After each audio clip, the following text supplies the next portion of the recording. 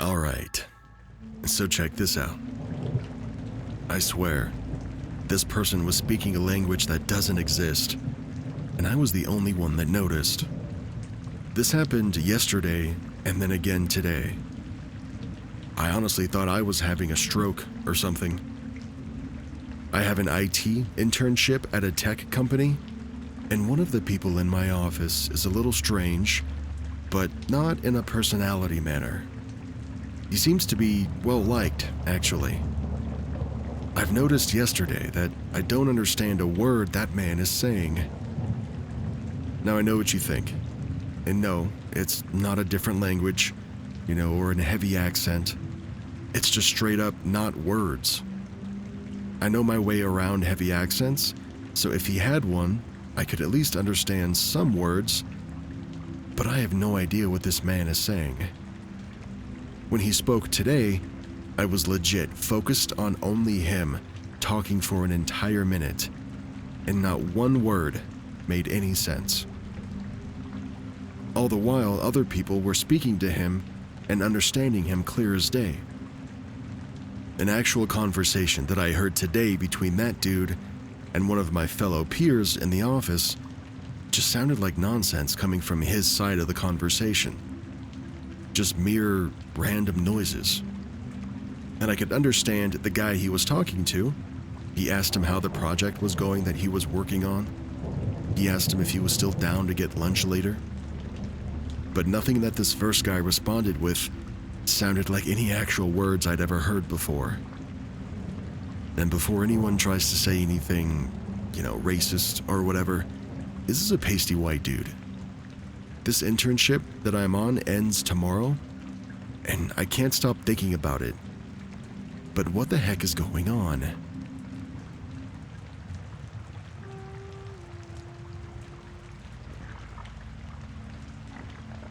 I fell in a way that would likely have been lethal, and then something impossible happened. This has been bothering me for a couple of decades. When I was a teenager, I broke my leg, and I had a cast that extended from my toes all the way up to my thigh. I had just gone to bed, and I remember it being dusk outside, so there was still some light in the room. Suddenly, I realized that I needed to use the restroom, which, was annoying given how difficult it was to get around in that thing. I get up to go pee, and now I'm coming back into the room. I tripped on something, and as I was falling, I could feel everything slow down. I was unable to stop myself from falling as my arms were tangled in my crutches, and I realized that my forehead was on a direct collision course with the corner of my very sharp, very dense Formica desk. I know I was falling hard and fast. Again, I couldn't stop myself or even move quickly enough, even though it seemed like time had slowed down. The middle of my forehead was absolutely about to have an extremely hard hit with the corner of this thing, and there's a good chance that if I were knocked out or incapacitated, I wouldn't be found until morning. I remember processing all of this and bracing myself for, this is going to be bad. Just before, or maybe even as, my head hit the corner, I saw this bright flash of blue light. And then I found myself in my bed, under my covers, and with my leg propped up on the pillows that I kept for that purpose. I was safe. My head didn't hurt at all. I hadn't been sleeping, and I had not just woken up either. I didn't feel groggy. It was disorienting and extremely confusing, but my mind was very clear. It was difficult to get to sleep after that, with me just trying to wrap my brain around what had just happened. But you know what? I also had this peaceful feeling. Has anyone else experienced anything like this? This person includes an edit that adds, There were no drugs or alcohol involved. I know some of you asked. I was at the point of healing that pain pills or anything similar were no longer necessary. I had the pillows to prop up my leg only because it was in a cast that was bent at the knee, so it was more natural to lay down with something to elevate my legs. And also to add, we've all had those dreams where you fall and your body jolts itself awake, usually just when you're starting to fall asleep. But this was definitely not that.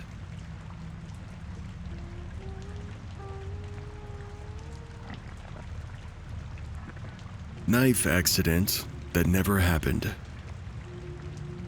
When I was around 16 or 17 years old, one time I was sitting at the dining room table.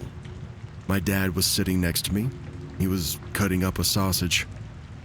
I was watching him do it, and then everything happened so fast. Something black moved across the table very quickly, hitting his hand and the big knife that he was holding, even pushing it aside, which cut the sausage in the wrong way, and then it fell to the floor. I jumped in my seat. I then blinked, and the sausage wasn't on the floor anymore, and the knife was still in his hands the way that it was supposed to be. And not only that, but he was staring at me as if he had just seen a ghost. I was just staring back at my dad, trying to play it off because I thought my mind was just playing tricks on me. He then asked me why'd I jump in my seat. He was just as startled as I was, only he had a better poker face in the moment. I told him I thought I saw something. He then said, "Oh, you saw it fall down and hit the floor too?" My stepmom, who was behind us, back turned washing the dishes, she turned around and she was so confused about what him and I were talking about. She didn't see or hear anything.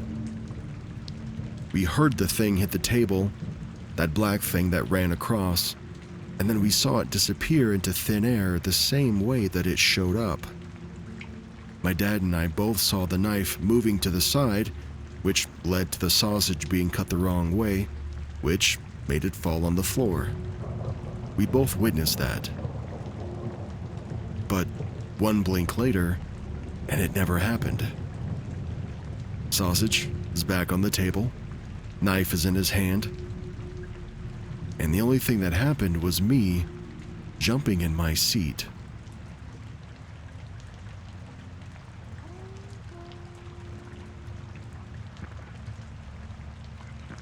The guests who never arrived.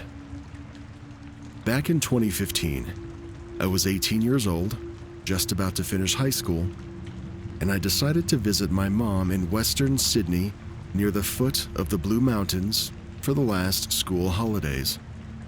I brought a friend with me, and one night we were all eating dinner at our table. My mom had her back to the big glass window looking out over the yard and the golf course, with a huge mirror across from her. My friend was sitting across from my mom, and I was at the end of the table between them. Now at some point, my friend excused herself to go to the bathroom. While she was gone, I caught some movement out of the corner of my eye. I could feel my stomach sink, and I told my mom, "There's somebody in the backyard." Right then, my friend walked back in and was standing next to the mirror. And there he was. An old man, probably 85 or older, walking slowly up the side of the house. My mom jumped up and she ran outside. We watched through the glass as she got just within a few feet of this old man, trying to talk to him. But it didn't look like he was responding at all.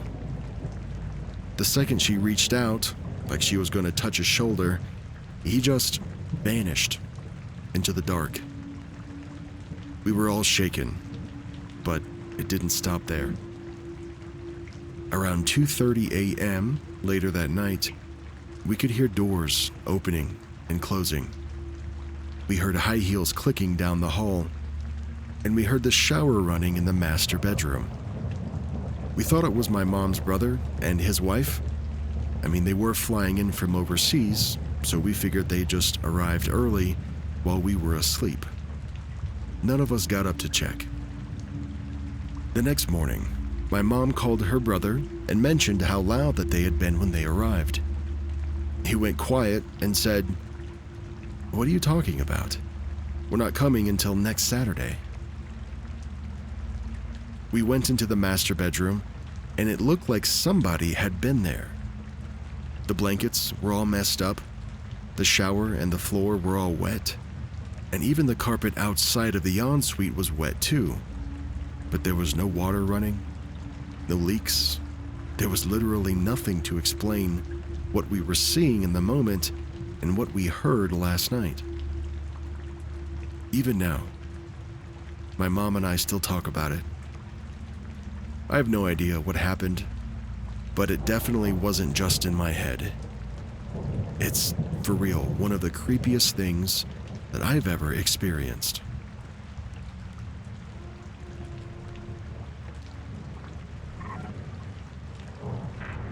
This safe password at work has me losing my mind. Okay, so I don't know if this is the right sub, but I had to get it somewhere. Basically, I've been at the same job for 8 years and a manager here for the past 5. When I was made manager, I was given the password to the safe that we put nightly deposits in, and for some reason, it felt very familiar.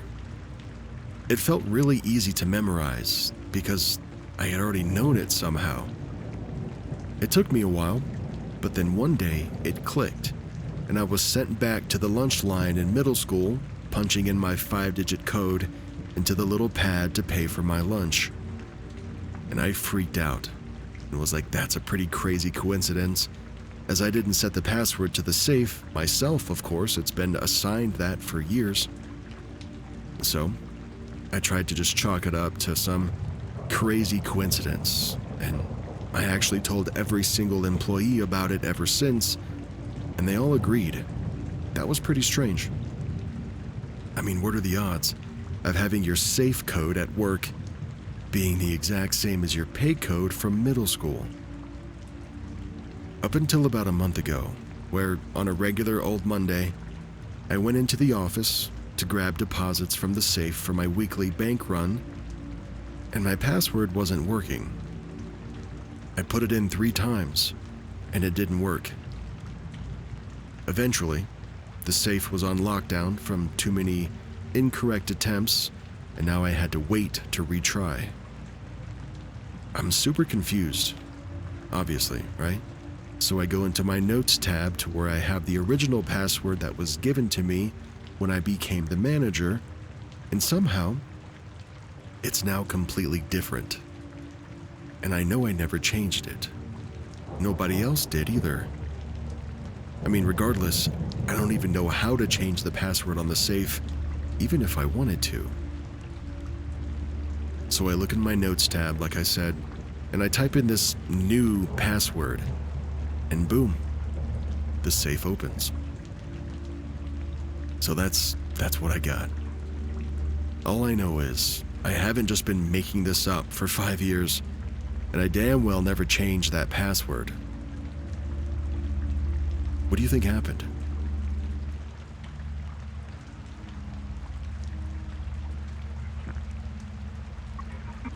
Timeline jump before wedding.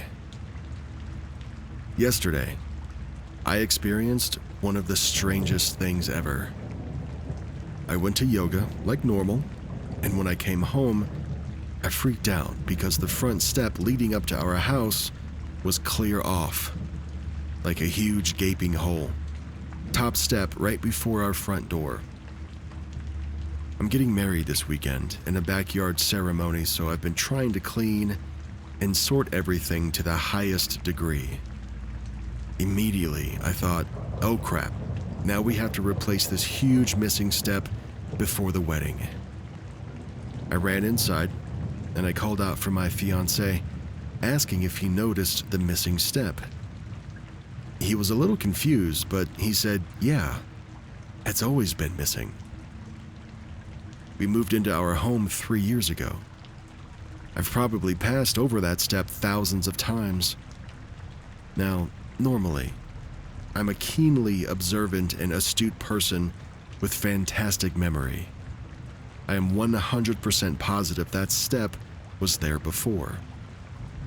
I was so shocked that I had my fiance pull up photos of the missing step just to try to prove me wrong. And to my surprise, there were such photos with the step missing. My jaw was on the floor. This coincides with another strange event yesterday where I was looking for candlesticks that I need for the wedding. Now, I'm positive they came in 2 separate boxes. Then, when I went to pick them out and organize everything, the candlesticks were all consolidated into one box. I literally was looking at 2 separate boxes of candlesticks the day before, and now here's all of them in one single box. The same thing happened a couple weeks ago when I went into my yoga class. I complimented the owner on his new sign right as you walk in, and he too was confused and said, "What? No, that sign's not new, it's always been there." Leading up to the wedding, I've been doing an incredible amount of energy work, including meditation, visualization, rituals, self-concept, and cleansing.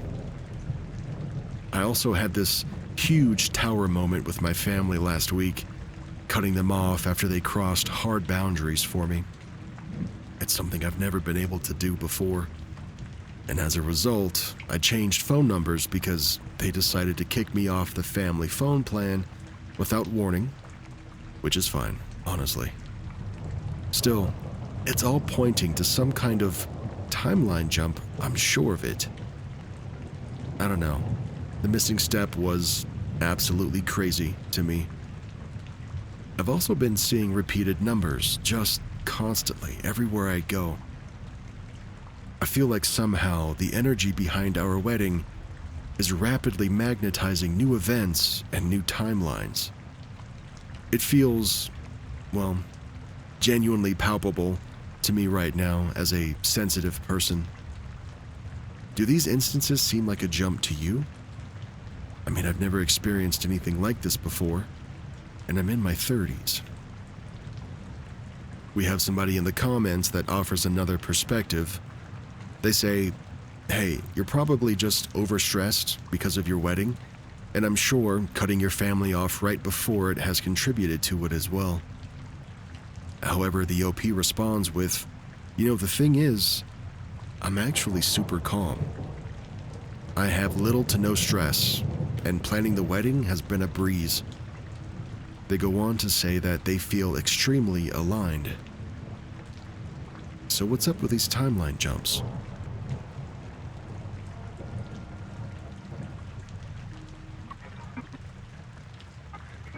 A glitch in a national park. I'm not sure what the right language is to describe what I experienced. I mean, I usually call it a glitch in the Matrix, so this is probably the right place to share it. About 3 years ago, I was hiking the Narrows in Zion National Park in Utah. Now, this is a long out and back hike in a narrow canyon with a river running through it for those who've never been. There are no side paths that one can take, and because the riverbed is full of boulders, people move pretty slowly in the river as you have to pay very close attention to each step. Prior to entering the canyon, you walk along the river on a paved path for maybe 100 feet. This is, of course, also how you exit, right? Out and back. There are a few stairs here and a small, let's call it a beach, where people sometimes stop to change shoes, get rest, etc. On my way to the river, I notice a man wearing a shirt with the rooster from Moana, and I think, hey, I just saw that shirt last week at Disneyland. He's walking with 2 very wet, very overweight women wearing spandex.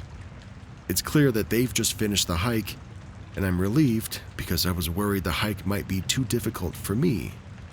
But I think, if they can do it, then I should probably be just fine. Now, to be extra clear, we pass one another. They're leaving as I'm arriving. I enter the river a few minutes later, and I begin making my way through the narrow canyon. At this point, I've probably been in the water for 5 minutes or so, when, again, I pass the same man and the same 2 women. They're finishing the hike, and they're headed towards the beach and the stairs to exit. In complete shock, I say, "Oh, hey guys, I just saw you 10 minutes ago. I also noticed your shirt because I just saw it when I was in Disneyland last week." And the 3 of them don't acknowledge me or really even look in my direction. They just keep going on their way. I don't know what that was, and I'm curious if any of you have any thoughts or any insights that you might have to offer. What do you think I witnessed there?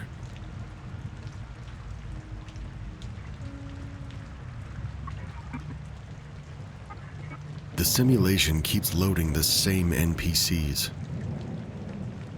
Hey everybody, first-time poster, long-time lurker. This happened to me a few years ago, and it still sticks with me, so I thought I'd share it here. This was about 2019. I worked as a waitress at a well-known sports bar and was heading in for my evening shift. The drive from my house to my job was about an hour, so I'm listening to the radio, taking in the trees and everything that I'm passing because it's fall and it just looks so beautiful. It's about 15 minutes into my drive when I notice this young girl walking on the side of the highway. Now, based on what I could glimpse of her, she appeared to be a young teenager. She had dark hair, it was braided in pigtails, and a highlighter bright pink backpack. You couldn't miss her.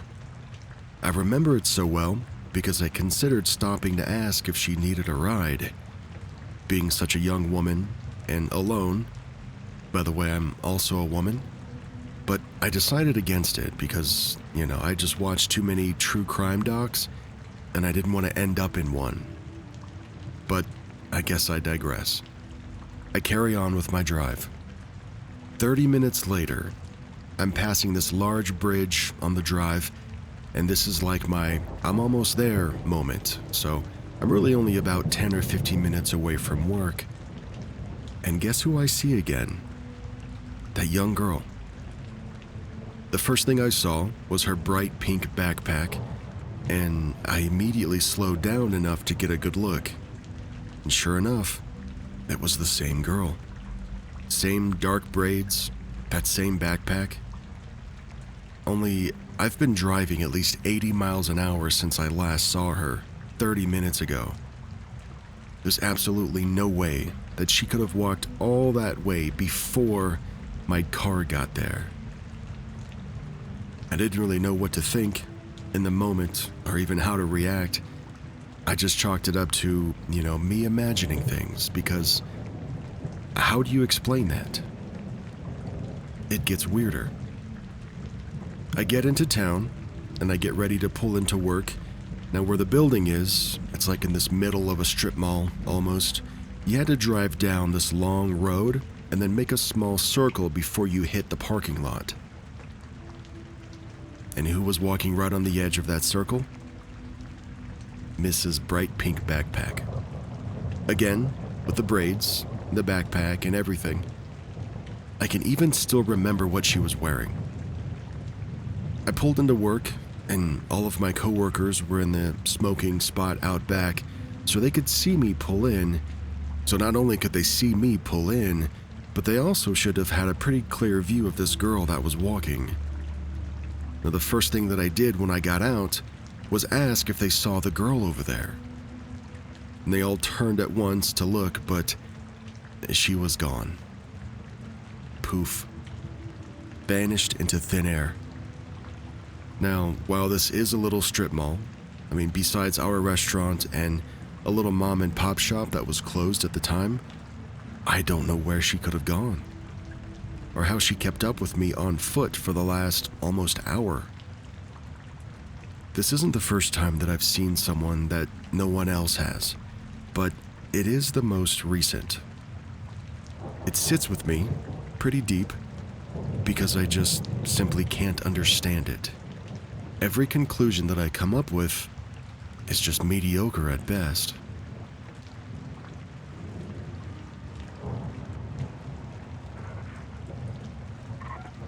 Things that are meant to repeat are not rendering fast enough. I'm curious if anyone else has noticed this small glitch. A thing that happens to me quite frequently is that if I'm changing my field of view by moving my head and I come across something that's supposed to be repeating, there's that fractional moment that when I first lay my eyes upon it, it's not doing what it's supposed to be doing. An example would be flashing lights. At work, I have a machine that will display a red flashing light to indicate that it needs attention. Let's just say the red light is on for 1 second, off 1 second, and then on for 1 second, and so on. Well, when the light first comes into my view, the light will be on for like 1.5 seconds, making me believe that it's a solid red light, which would indicate something else. But then as soon as I focus on it, it starts blinking at the regular interval, and I'm like, and there's no way that first red illumination was as short as the ones that came after it. It's almost like you catch the program off guard, and there's somebody going, "Oh, shoot, he's looking at the light, it's supposed to be flashing. Quick, make it flash." I notice this with radio towers that have blinking lights too. Not only those, but digital clocks that have the blinking colon between the numbers, and I even notice it with clocks that have a second hand that jumps every second. The same thing will happen. I'll look at the clock, and that second hand is stationary for what feels like it's much longer than 1 second. And then of course, as soon as I notice it, then it speeds up and starts acting the way it's, supposed to. But this only happens when these things come into your view without intention or very unexpectedly. If you think consciously that you're going to turn your head real quick and catch it, it never happens. Just a weird thing that I've noticed. Well, this is cool. So we actually get a person in the comments that leaves a link to a Wikipedia article simply titled Chronostasis. Now when you click on it, it gives a pretty detailed breakdown of what OP is actually experiencing. Chronostasis is a type of temporal illusion in which the first impression following the introduction of a new event or task demand to the brain can appear to be extended in time. For example, chronostasis temporarily occurs when fixating on a target stimulus immediately following a saccade, which is like a quick eye movement. This elicits an overestimation in the temporal duration for which that target stimulus was perceived. This effect can extend apparent durations by up to half a second and is consistent with the idea that the visual system models events prior to perception. Just like this person seeing the flashing red dot for a half a second longer than they're supposed to. Or this person, seeing the second hand on an analog clock hang on just for about a half a second longer than what it feels like it's supposed to. Interesting.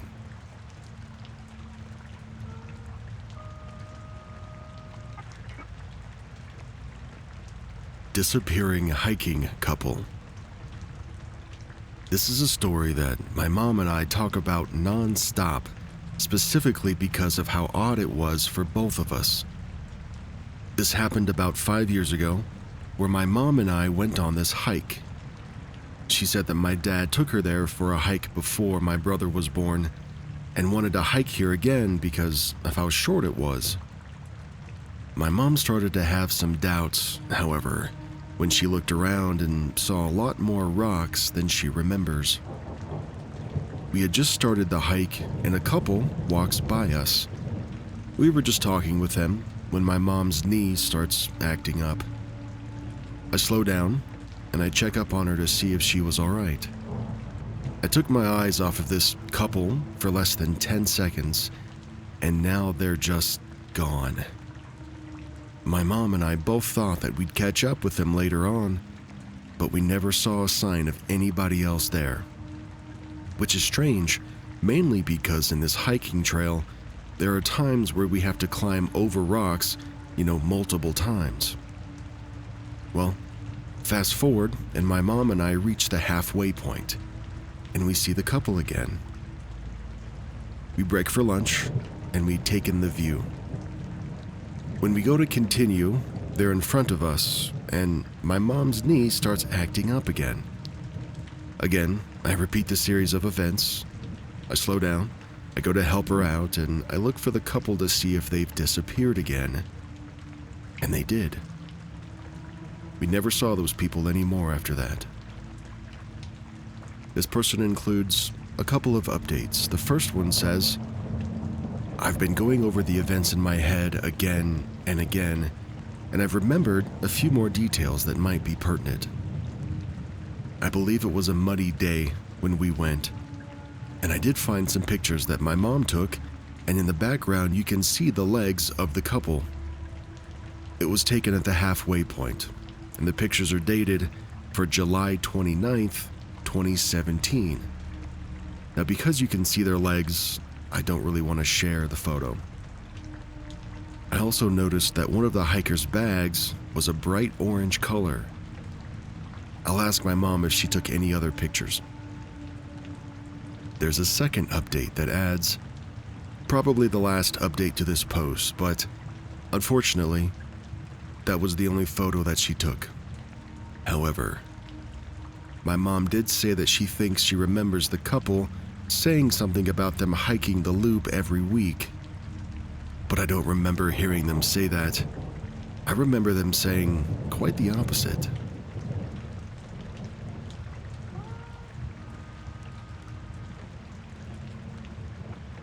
Blue tarp glitch. This tarp is what I use to cover boxes of paper when transporting them in my truck. On Friday, August 8th, 2025, I was driving on the highway to a job site to pick up some boxes. After I'd been going at highway speeds for several minutes, I noticed the front passenger side corner of the tarp start flapping.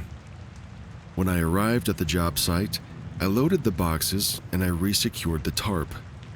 I used straps and bungee cords to hold down the corner that had become loose.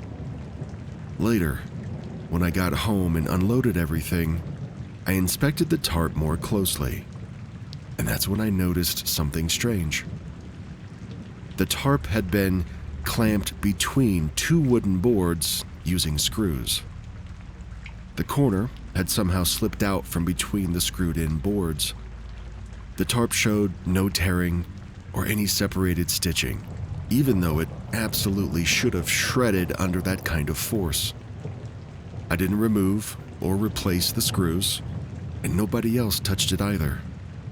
And yet, while I was driving at highway speeds, the tarp managed to pull itself free without ripping. And that's the part that doesn't make any sense here. It seems physically impossible for the tarp to have come loose without tearing, but it did.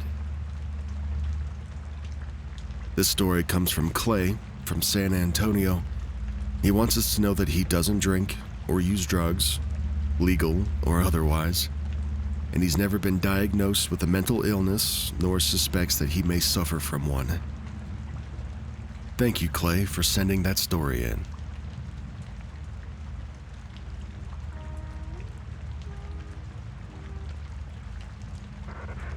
Was this a glitch or something just purely unexplainable? Let me start out by saying my name is Doreen. I live in West Palm Beach. I'm a spiritual medium, like The real deal. I mostly keep it to myself, though, and I just like to use it where God leads me. Believe me, good is returned with good, and what goes around always comes back around. I got this gift 25 years ago when I was saved from a head-on collision and was then teleported from one side of the 2-lane overpass bridge to the other. But maybe that story's for another day. Here's something that happened a few years ago at the veterinarian's office.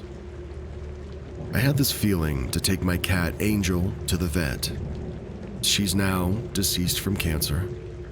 Oh, and there's a rainbow bridge, for real, by the way. I have another story on that too, again, for another day. As I was waiting in the lobby, just reading a magazine, a woman sits down across from me with a small crate, so I knew right away there was a cat in there. All of a sudden, I start concentrating on the crate and looking inside. I couldn't see much, but I did feel something in there. She was crying. I believe that the universe puts us where we're needed the most, so I said, "Hey, excuse me." And I asked her if I could look into the carrier, and the lady says yes. Almost immediately, I welled up with emotion, and I start to cry. This happens to me a lot where there are cases of extreme emotion.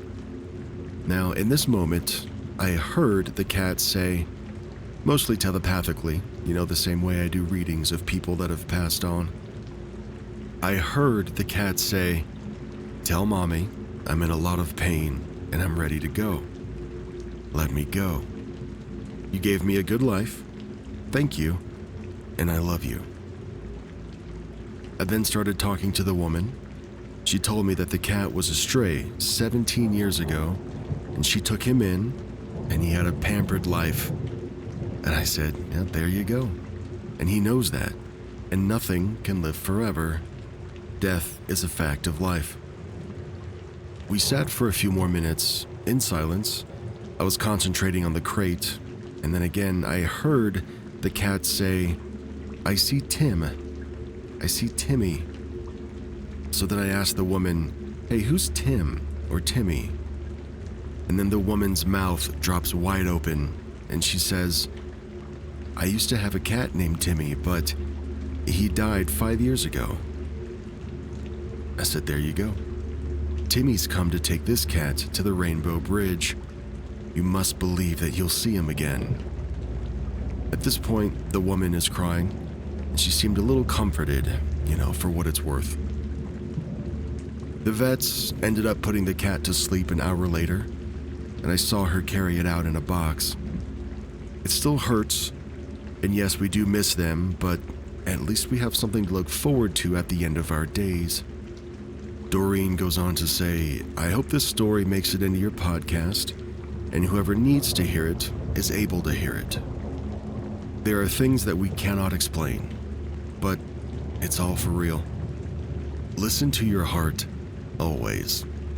Sincerely, Doreen." Thank you very much, Doreen, for emailing that story to me.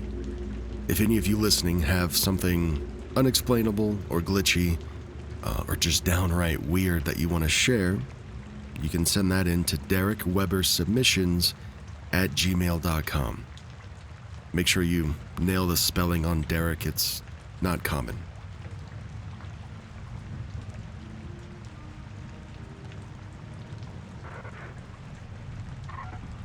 Let's go sailing on the sea of No-Way Files. That was lame, but I'm going to keep it in. Picture this. A merchant ship disappears for years, and just when the city writes it off as lost at sea, it shows up again. Not only that, but it has the same crew, the same captain, and a full hold of treasure. Treasure. That's the legend of the Owzel Galley, and it's one of Dublin's oldest maritime mysteries. Here's how it started. In 1695, a Dublin merchant ship named the Owzel Galley launched from Ringsend, and it was headed for Smyrna. Now today, Smyrna is called Izmir. Now under the command of Captain Eoghan Massey, the ship carried a crew of around 40 people, and it was ready to trade missions across the Mediterranean. The return was supposed to be within a year. However, 3 years passed, and there was nothing. There was no word, no message in a bottle sent back to Dublin. Nobody ever found any wreckage. The city just assumed that the ship was lost and everybody on board was dead. Insurance was even paid out, and hopes were buried beneath, a mountain of legal paperwork. Until the year 1700, 5 years later, when the ship reappeared up Dublin's River Liffey. The sight of the Owzel arriving sparked equal parts jubilation, but also disbelief. The ship was totally intact. The crew all jumped off the boat and just acted like they just clocked out of their shift. And the hold of the ship was loaded with exotic goods and, well, let's just say questionable treasure. It raised everybody's eyebrows. Where had they been?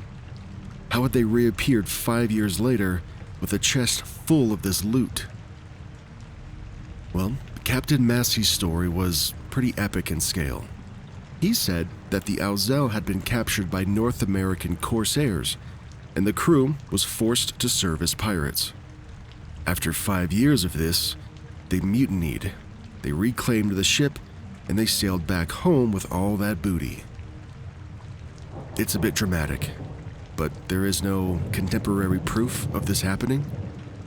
In fact, the earliest record of that specific tale even happening comes in a book that was published in 1818 of Dublin history.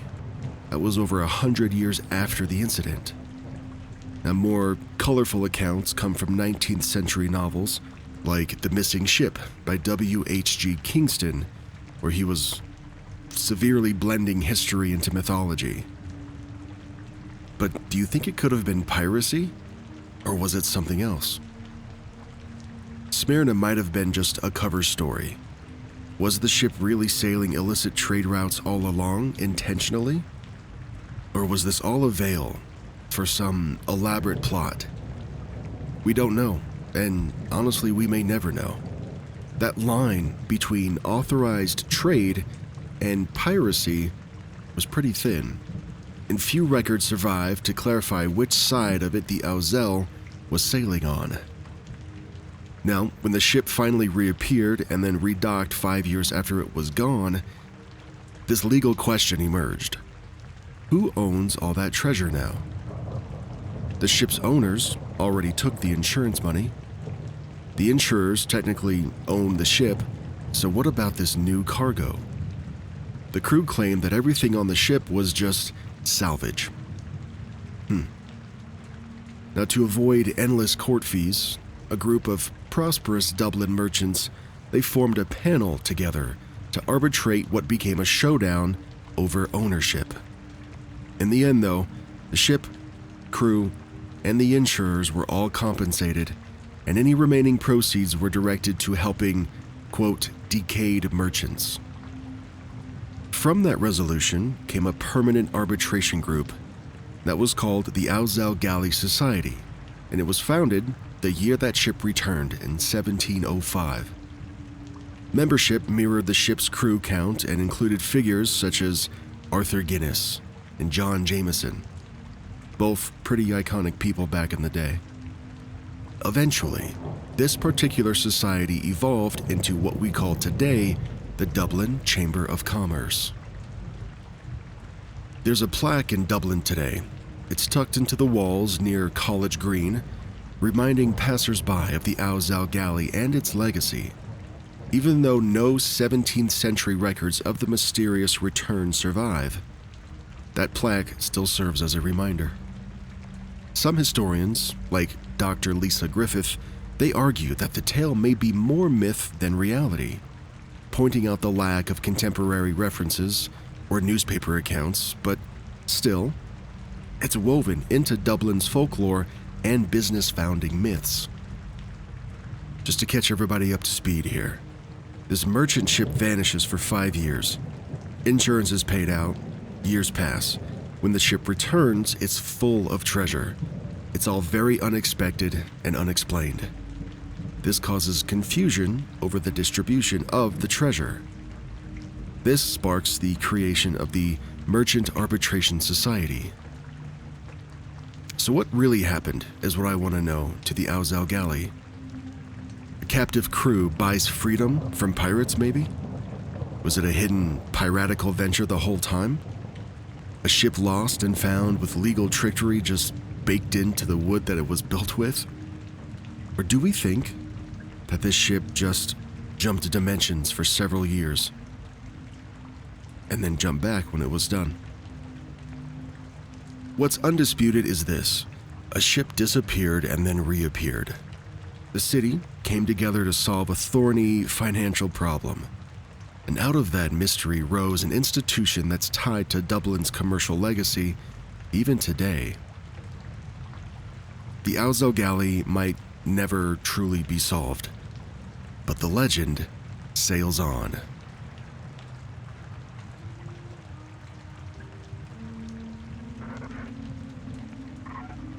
The 30 minutes that we can't remember.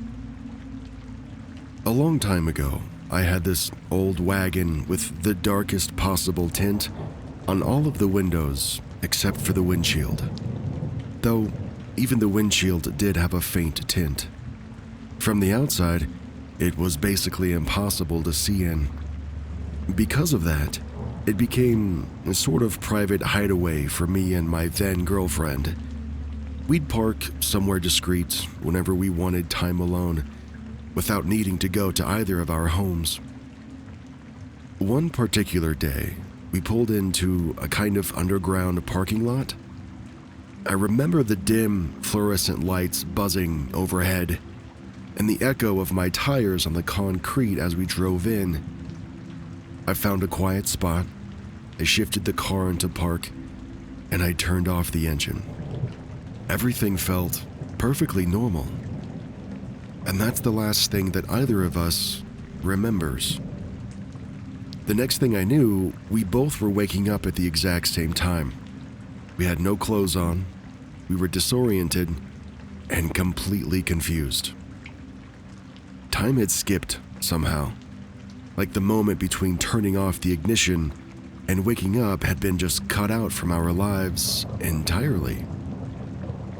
Neither of us had any memory of what happened during that gap. And before anybody asks, no, we weren't drinking. We hadn't done any drugs. There were no fumes inside the car. Nothing that could explain why we would both just black out like that. We'd done this plenty of times before, and we've never experienced anything close to this. Now, what unsettles me even more is that when we woke up, I was still sitting in the driver's seat and she was still in the front passenger seat, exactly as we'd been when I parked. Nothing in the car was taken or even out of place. The only difference was that we'd lost about a half an hour. I tried to think through every logical explanation that I could, but nothing ever fit. Eventually, I gave up, but even now when I think back to it, I get the chills. Somebody responds to the story with a question. They ask, "Where were your clothes? Was there any evidence that you two had done anything sexual? Or were you still in the driver's seats and presumably wearing your seatbelt?" They go on to ask, "Did both of you eat or drink anything less than an hour prior to this happening?" OP responds with, "Our clothes were around the front seat and the floor underneath us. And no funny business. We did not have seatbelts on, and also we didn't eat anything before this. We maybe just had some water about an hour before, but it was from a water bottle that came from my house." I still have no idea how to explain this.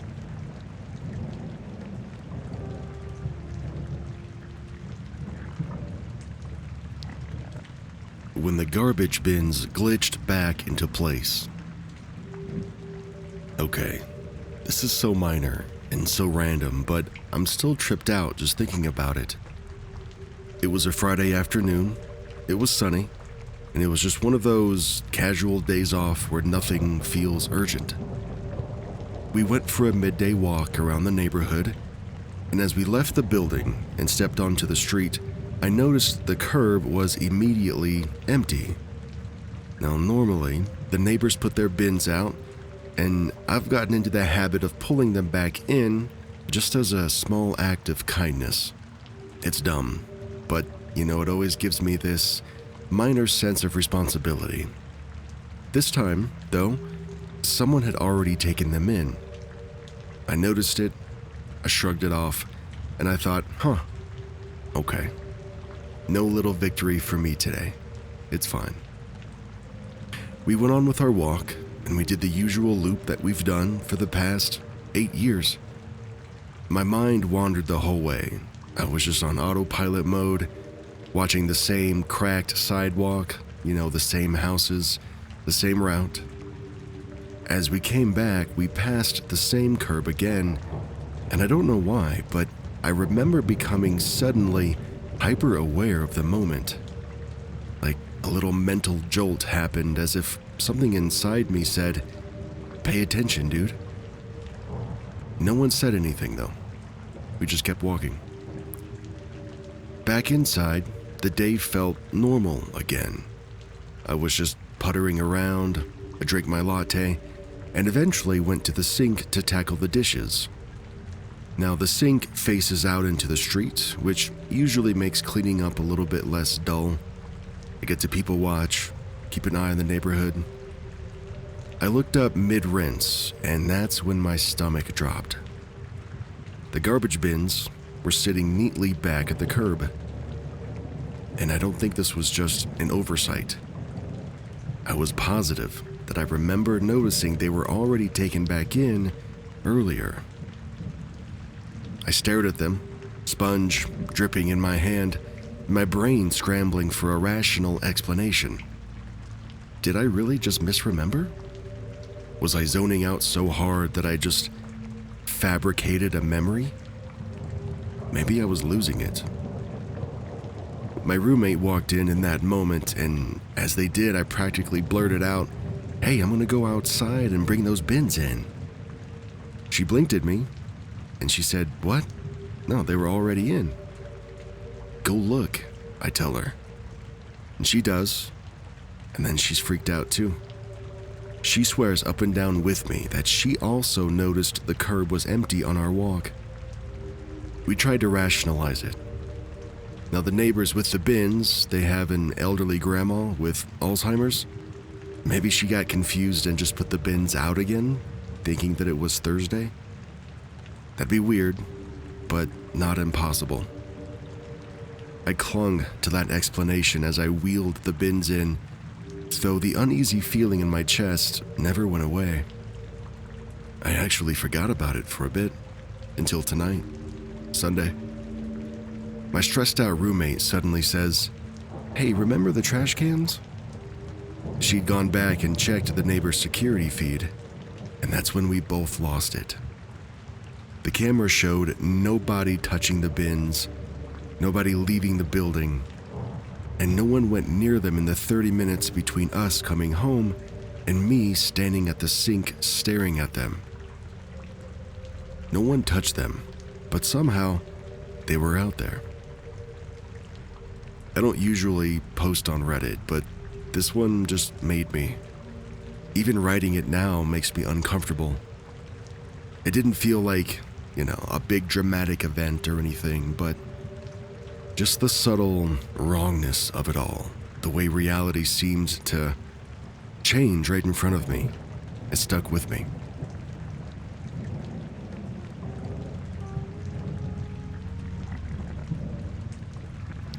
This next glitch is a stoner's dream come true.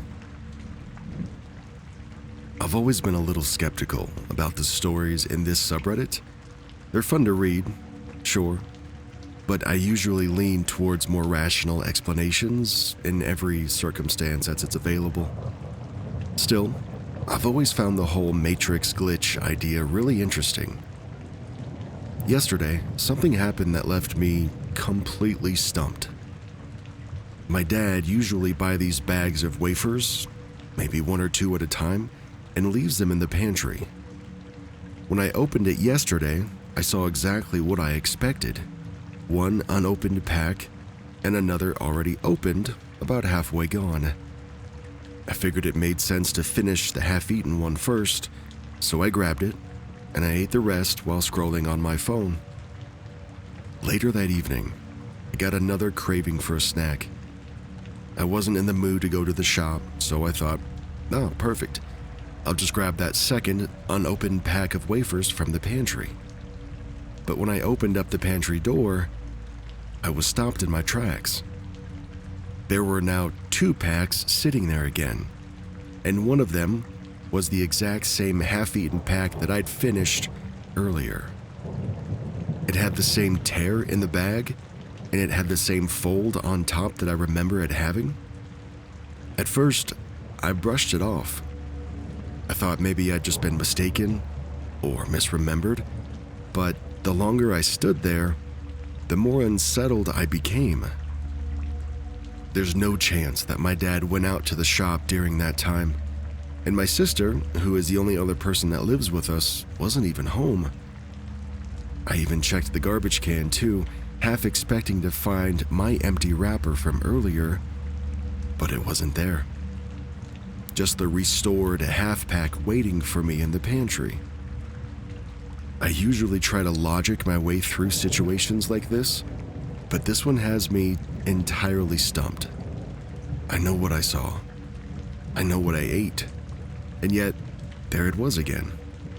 The same half-pack of wafers, back like it had never left.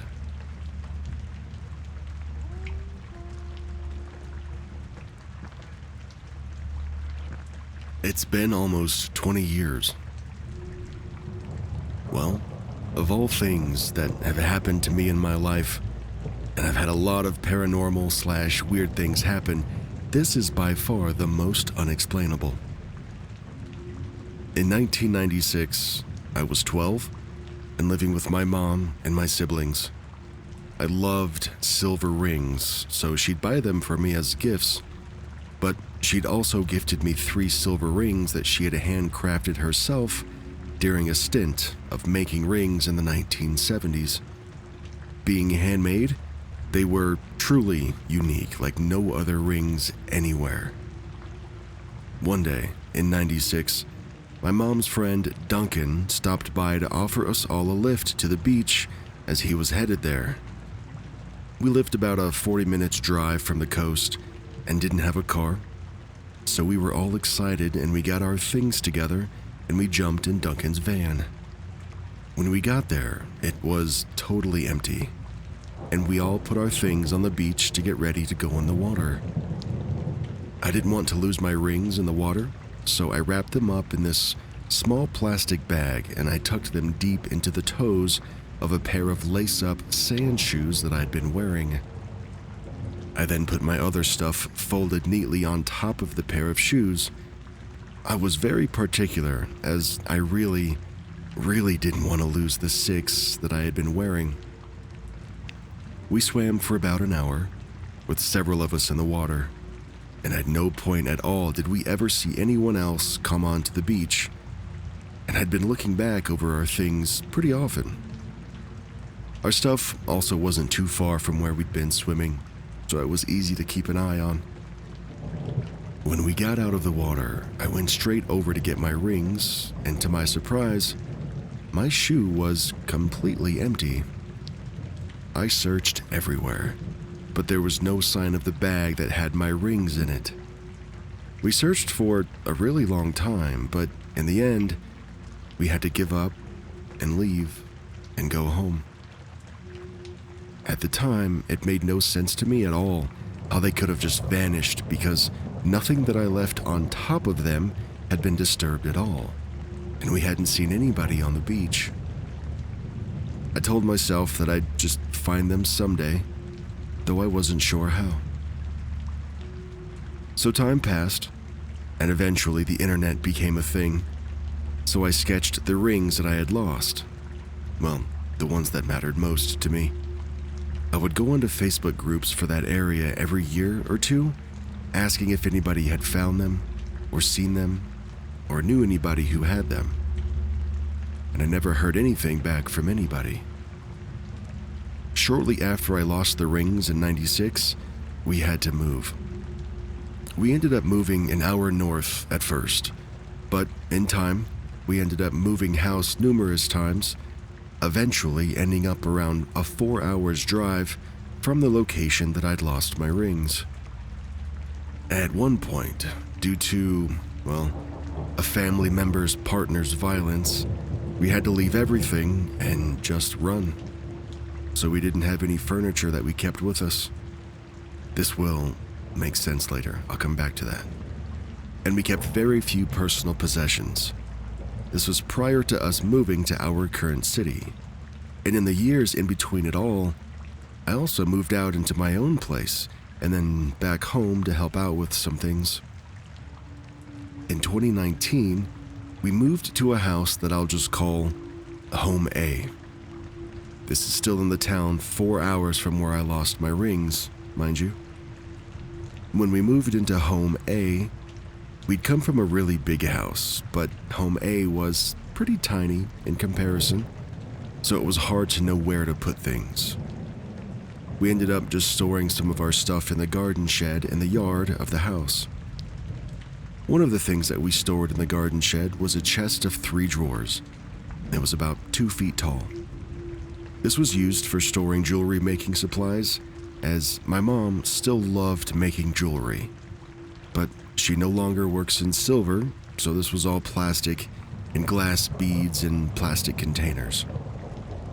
She and I had accessed this chest of drawers on numerous occasions while in Home A.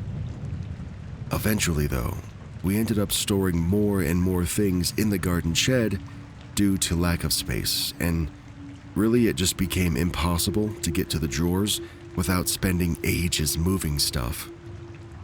So because it was difficult, we kind of just, didn't bother anymore. And we'd been busy with other life stuff anyway. So there would easily have been a 2-year period where that chest of drawers just wasn't touched. It's worth noting that I also was the last person who accessed the chest of drawers, as my mom didn't like walking down to the shed. In May of this year, we sold Home A, and we once again had to move. I decided it was time to finally tackle that garden shed and set about pulling everything out to sort and pack and take with us. When I got to the chest of drawers, I was excited to finally have a look back in it, because I knew it was full of containers of all my pretty beads. I pulled the first drawer open, and literally, there at the front of the first drawer was one of my silver rings that my mother made. One that was lost on the beach in 1996, almost 20 years ago. It was just there. I started crying pretty much instantly, and I ran to show my mom, who also couldn't believe her eyes. Neither of us had seen this ring since '96, and it was one of the distinct rings that I had hand-drawn and posted about on numerous occasions once the internet became a thing. It wasn't there the last time I accessed that drawer. And the drawers were also sealed, so it's not like a rat could have climbed in there and left it there or something, which would still be very weird. No one came into our yard. I mean, we have dogs that go crazy even if somebody's walking past the fence. And there's no way on earth that anyone could have snuck it in through all the boxes and boxes of junk and stored items that we'd packed into the shed. We also don't even know anybody from that area where the rings went missing anymore. We pretty much lost contact with all of our family friends as soon as we moved. So people have had some theories when I've told them about this. mostly thinking that somebody felt bad and brought the ring back. Okay, sure. I could believe this if the ring had reappeared in our mailbox in 1996, maybe. But who, exactly, would have seen my Facebook post and then felt guilty and then decided to return just one of the 3 rings decades later? Somehow magically figuring out my address, which I'm not publicly listed and I have a very common surname anyway, and then drive 4 hours north, and then rather than sitting it on my doorstep or my mailbox, decides to go find a shed in the backyard, evades my dogs, painstakingly moves all the crap in the shed, pulls the one drawer out and leaves the ring. Why? Why would anybody do anything so crazy when they could have just sent me a DM and then said, hey, I found it on the beach? I don't believe this theory is viable. Some other people have said that I must have just had the one ring this whole time and just forgot. But no. I distinctly remember all 3 of the silver rings were with me that day, and I was so distraught by their loss over all these years, I would have known if I still had one with me. I'm thrilled to have my ring back, don't get me wrong.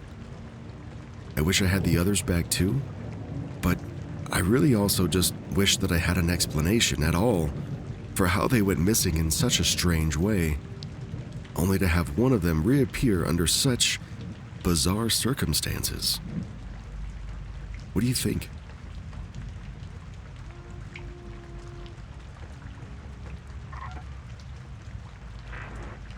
He was just there. Several years ago, I had what I can only describe as a strange visitation. It happened after picking up my child from their fast food job. For some context, we live on the outskirts of a city in the interior of British Columbia, where the roads at night can feel lonely and very quiet. It was dark on the drive home, although even now when I replay it, I find myself hesitating. Was it really that dark? And if so, how did I see what I saw in such detail? Anyway, when we pulled into the driveway, I put the car in park, I pulled the keys from the ignition, and I leaned over to grab my purse from the floor of the passenger seat. As I straightened back up, my eyes passed over the rearview mirror, and that's when I saw him. There was a guy sitting calmly in the middle of the back seat. His blonde hair was straight and neat. His shirt was striped in pale tones. Could have been pink or maybe salmon. And there was a faint sense of contentment about him. He didn't move at all. There was no shifting or anything. He was sitting perfectly still, like he was captured in a photo or something. And for a moment, it felt less like I was looking at a living person and more like a copy of one. I can't remember for sure if he was smiling, but the impression that I got was he looked happy. The sight startled me so badly that I froze. I didn't dare to look for a second time. Part of me was terrified of confirming it, and another part didn't want to scare my kid that was sitting next to me in the passenger seat.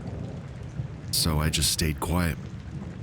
I got out of the car, and we walked into the house as though nothing happened. We'd owned the car for years by then. It was a used vehicle, but to my knowledge, it's never been in an accident. And in all the time before or after, nothing like that ever happened again. Still, the memory has never left me. I didn't recognize who he was in the moment, and even now, after just pondering it for so long, I still don't recognize that person.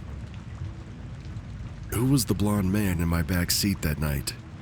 And why did he choose to appear, only once, only to me, on our dark drive home?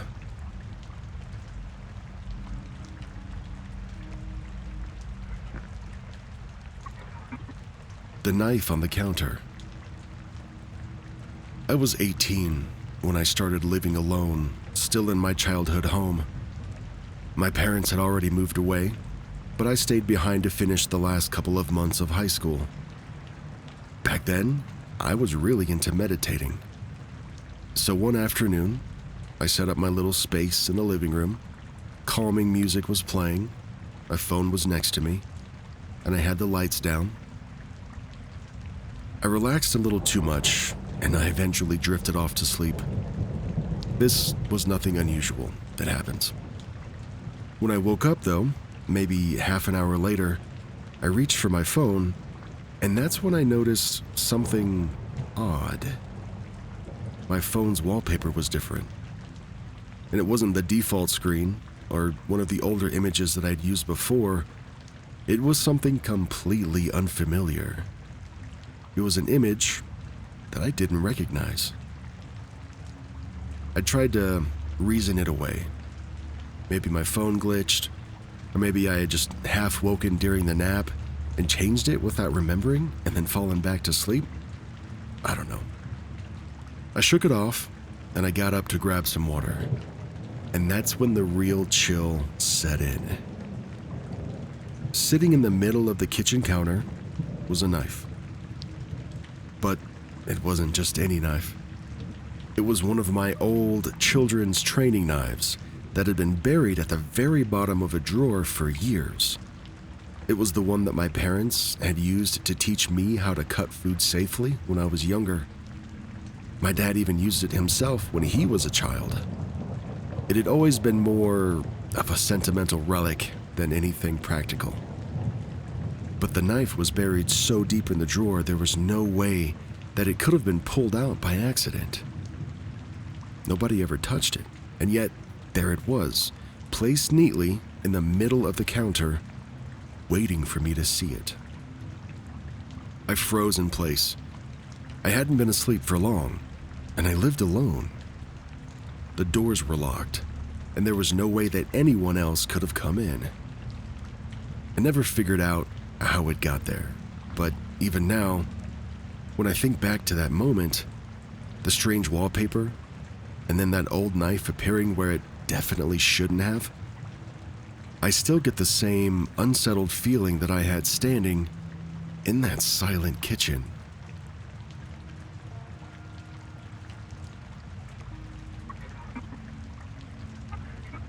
The Little Soldier.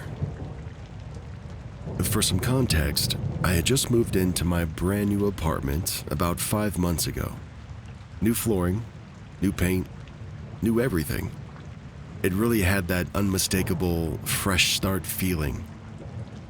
I'm enlisted in the Army as of last July, though I still keep a civilian job as well, so lately I've been wrestling with the tough question: do I fully commit to the Army, or do I stick with my regular life? That night, after thinking way too hard about it, I did what I always do to clear my head, and I hit the gym. Lifting always helps me focus. I usually finish my sessions with push-ups, but I forgot to this time. I told myself it was no big deal. I'll just do them at home before getting in the shower. So there I was, back in my apartment, doing push-ups on the floor right in front of my bathroom door. And that's when I saw it. On the floor, directly underneath me, was a figurine. A little plastic soldier holding a firearm. I froze mid-push-up, staring at it in disbelief. Now remember, my apartment is brand new. All the floors are new, and I mop them often, and I literally just cleaned the day before. Nothing like this had ever been there. The message felt a little bit too on the nose. A tiny soldier, right at my feet, right when I was questioning whether to fully join the Army or not. But, the bigger question was, how the hell did it get there? I've never owned one of these little toy soldiers. I don't have any kids. Nobody's been in my place, and yet there it was, placed so perfectly that I couldn't miss it. Now that soldier sits on top of my bathroom mirror as a reminder, and every time I look at it, I'm caught between two thoughts. One, was this some cosmic sign meant to push me toward the army? Or two, was it a glitch in the Matrix reminding me that reality itself sometimes has its own cracks?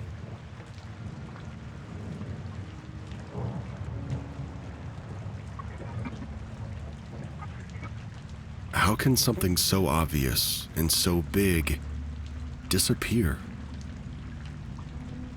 This happened just the other day. I'm a 23-year-old female, and my boyfriend is a 25-year-old male, and I were driving through some small coastal towns, making a little road trip out of our day. One night, we stopped at a pizzeria in a town that I'll call Rockford. It's part of a small local chain, but I'd never been to this particular location before. As we pulled up, I immediately noticed the sign on the roof. It wasn't the same plain design as the one at the locations near where I live. This one looked cooler, more retro. The pizzeria also had a Goodwill right next to it, which made it easy to remember.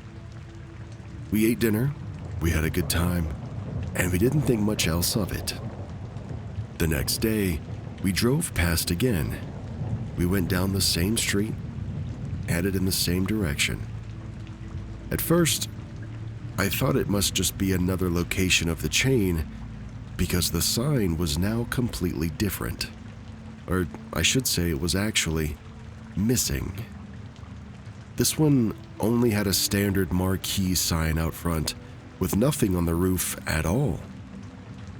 But my boyfriend swore it was the exact same place. The Goodwill was also right there next door. I felt this weird rush of unease. There was no way that I had imagined the roof sign. I remembered it too clearly, even down to how it lit up against the evening sky. I argued with him that it had to be a different location. But when we pulled up Google Maps, it confirmed what my boyfriend said. There's only one of these pizzeria locations in Rockford. We also passed it from the same direction, so it's not like the sign could have been on the other side of the building or anything. So what the Frosted Rice Krispies happened? Did the sign really get removed overnight? Could I have somehow hallucinated the whole thing? The strange part is, I can still picture that sign perfectly in my mind's eye. It's bright, it's colorful, it felt alive. And now it's just gone. This person includes 2 updates that I want to fill you in on. The first one is after somebody asked the question about looking it up on Google Maps. OP responds with, "I just checked out the street view for the location, but it unfortunately seems to have not been updated very recently because it has a green roof and more of a basic sign, looking a lot more like the location close to where I live. Besides the sign, I remember the building having a red roof, but the only user-provided image of it with a red roof, from 2 months ago, by the way, also shows it with a simpler sign instead of the cool one that I remember. And now I'm even more confused." Just a few hours ago, as of recording this episode, OP provides a second update. They say, "Okay, this is really late, I know, but I finally worked up the courage to call this pizzeria since I was worried that I'd sound like I was insane or something." The guy that answered the phone accurately described almost everything about the building in detail to me, including the red roof that I remember. But, and I'm not kidding here, he told me that he couldn't remember what the sign looked like either. I didn't want to press him to go outside or anything since it was already such a weird request to have him describe the building to me over the phone, and they were about to close, so I just left it at that.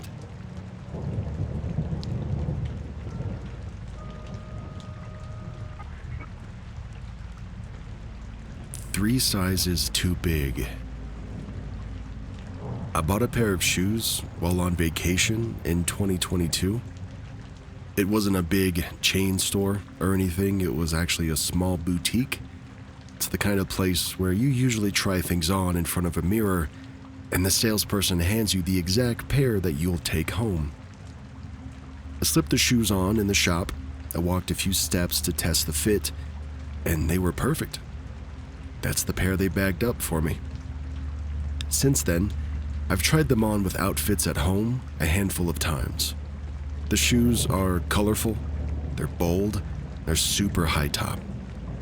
These are the kind of shoes you'd actually build an outfit around, but I've never worn them out yet. They just sat there in my closet, waiting for the right occasion. The other day, I decided to show them to my friend to see if she wanted them since we're the same size. I pulled them out, I handed them over, and she immediately said, "These are huge." I laughed, thinking that she was exaggerating, but then I slipped them on myself, and she was right. They were at least 3 sizes too big now. The strangest part is that I know with absolute certainty that I had worn them around my own bedroom in the past, matching them with different outfits and admiring how they looked and felt. They were perfect. My friend shrugged it off and said, "I must have been given the wrong size at the store." But that explanation doesn't sit right with me. How could I have walked in them comfortably before, even very recently, only to find them suddenly clownishly oversized now? What could have happened?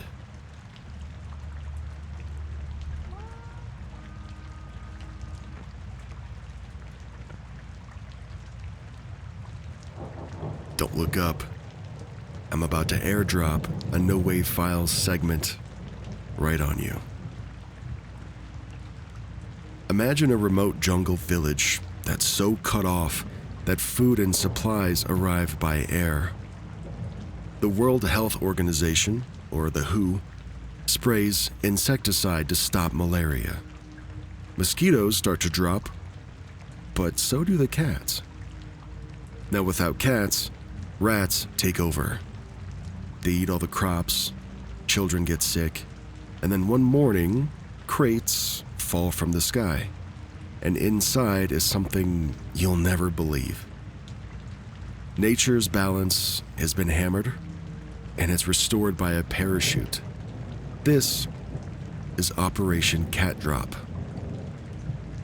It's the mid-1950s to 1960 in Sarawak in Borneo, then part of British colonial territory. Malaria is killing people. The WHO decides to use DDT to kill the mosquitoes that carry the disease. The good news is the plan works. Malaria cases drop, and people can breathe easier. But that insecticide does more than just kill the mosquitoes. It kills the wasps and the insects that feed caterpillars. It kills the geckos that feed on the insects. And it's killing the cats that are feeding on the geckos. The cat population crashes, and with fewer cats, rats explode in number. They eat everybody's crops, they're spreading the disease, and they raid food stores. This entire community is now in dire straits because of this population control issue. The rats have risen to the top. Now, when I first came across this story, one of my first thoughts was, how many cats did they send over? And reports differ. Some newspapers at the time estimate that 23 cats were actually parachuted in, but other sources claim that as many as 14,000 cats were parachuted in. But, I think those larger numbers are pretty unreliable. But which number is true, though? The verified number from reliable, contemporaneous sources is at least 23 cats. That I can wrap my head around. Now, because in Barrio, which is in the Calabit Highlands, is remote and very inaccessible by road, the RAF flew in the cats from Singapore. The crates were parachuted in from low altitude, about 400 feet. The cats landed, the crates opened, and the local villagers all released them.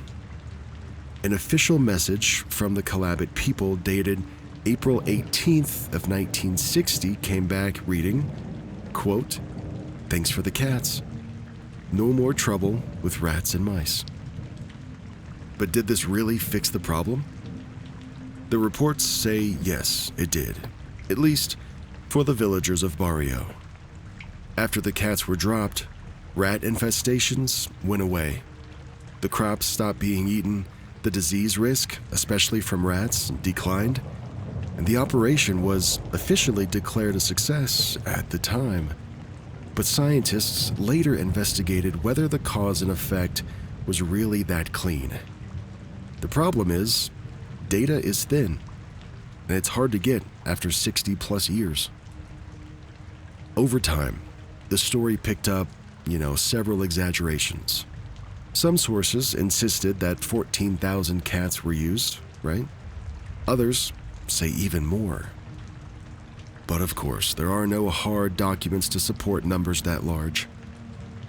Some accounts merge cat drop with general DDT disaster tales. Others use it as a cautionary ecological story, showing how one action, like spraying DDT, produces ripple effects. Now, this does complicate the truth. You get different levels of, journalism, folklore, and environmental lessons that are all intertwined into one story.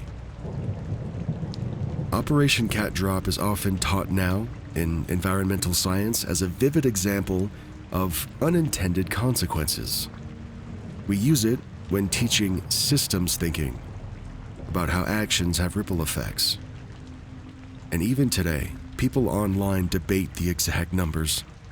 Some call the idea absurd or cruel to the cats.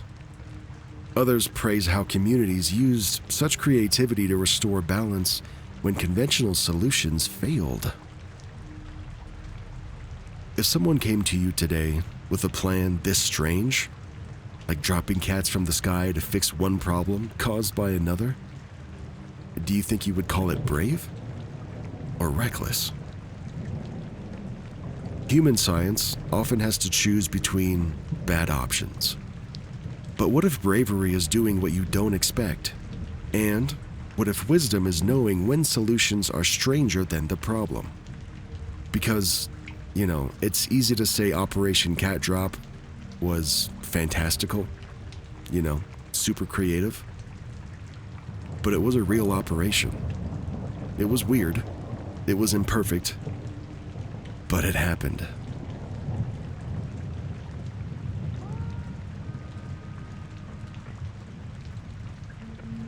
What made those heavy, deliberate footsteps? So my girlfriend and I were just on the couch, watching Master Chef like usual. She'd just taken her medication, so I knew she'd be probably going to bed soon. After the episode, she did her usual door checks to make sure everything was locked and that all the lights were off. She can't go to bed without making sure everything is shut and locked.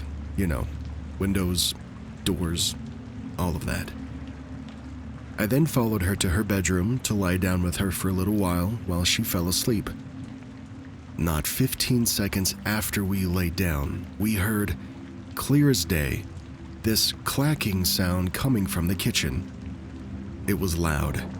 I could hear it with the bedroom door closed, and it sounded like something heavy was walking around the kitchen.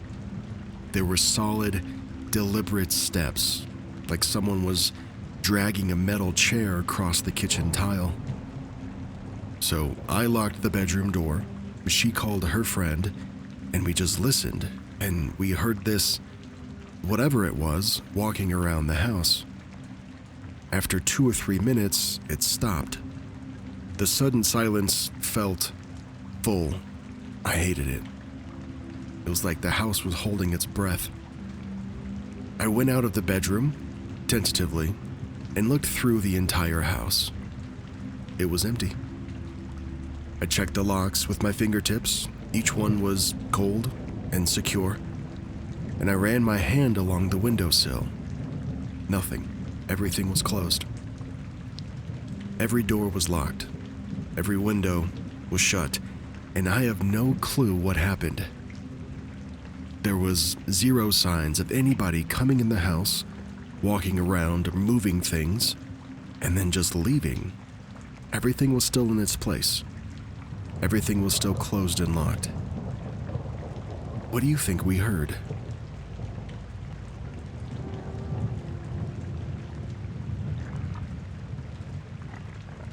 I think we both had out-of-body experiences at the same time.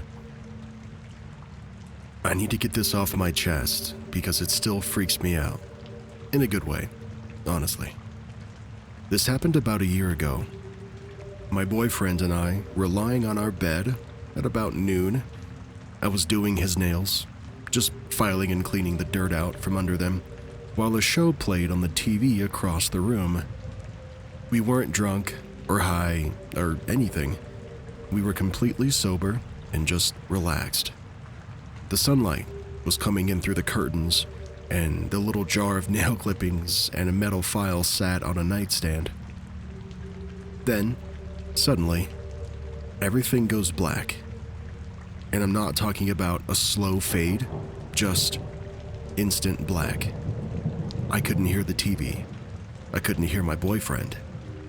I wasn't even breathing, but I was aware, and somehow, I was able to stay completely calm. It wasn't like being asleep, as some people might ask. It just felt like my senses had been peeled away. When I looked down, there was no body, only blackness, dotted with tiny white lights, kind of like stars. I felt unbelievably peaceful, like I had slipped into space. Time stretched and collapsed at the same time. It felt like I was there for years, but when I snapped back, we'd only been gone for a second. When the whole experience was over and I could finally see the things around me again, I looked at my boyfriend and he asked me, "Did that just happen to you too?"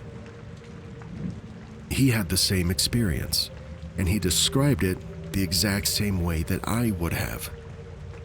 We sat there together for a long minute afterward, both a little shaken and still oddly elated, comparing what we'd each felt. The description, the calm, the sensation of no body and just stars. It was a perfect match. I don't know what it was.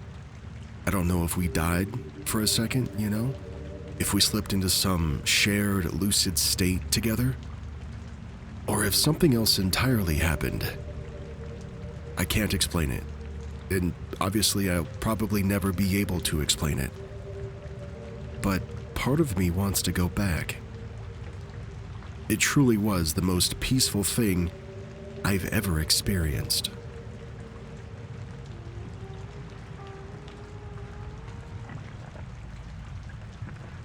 I didn't know Kindles could do that. About a week ago, my husband lost his Kindle, which he reads nightly. We searched everywhere for it, separately and together.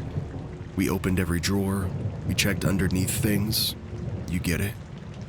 He does have ADHD, so, the idea of setting it down somewhere unexpected was considered, and we checked even the most illogical places where he may have carried it to and put it down after being distracted by the introduction of a new task.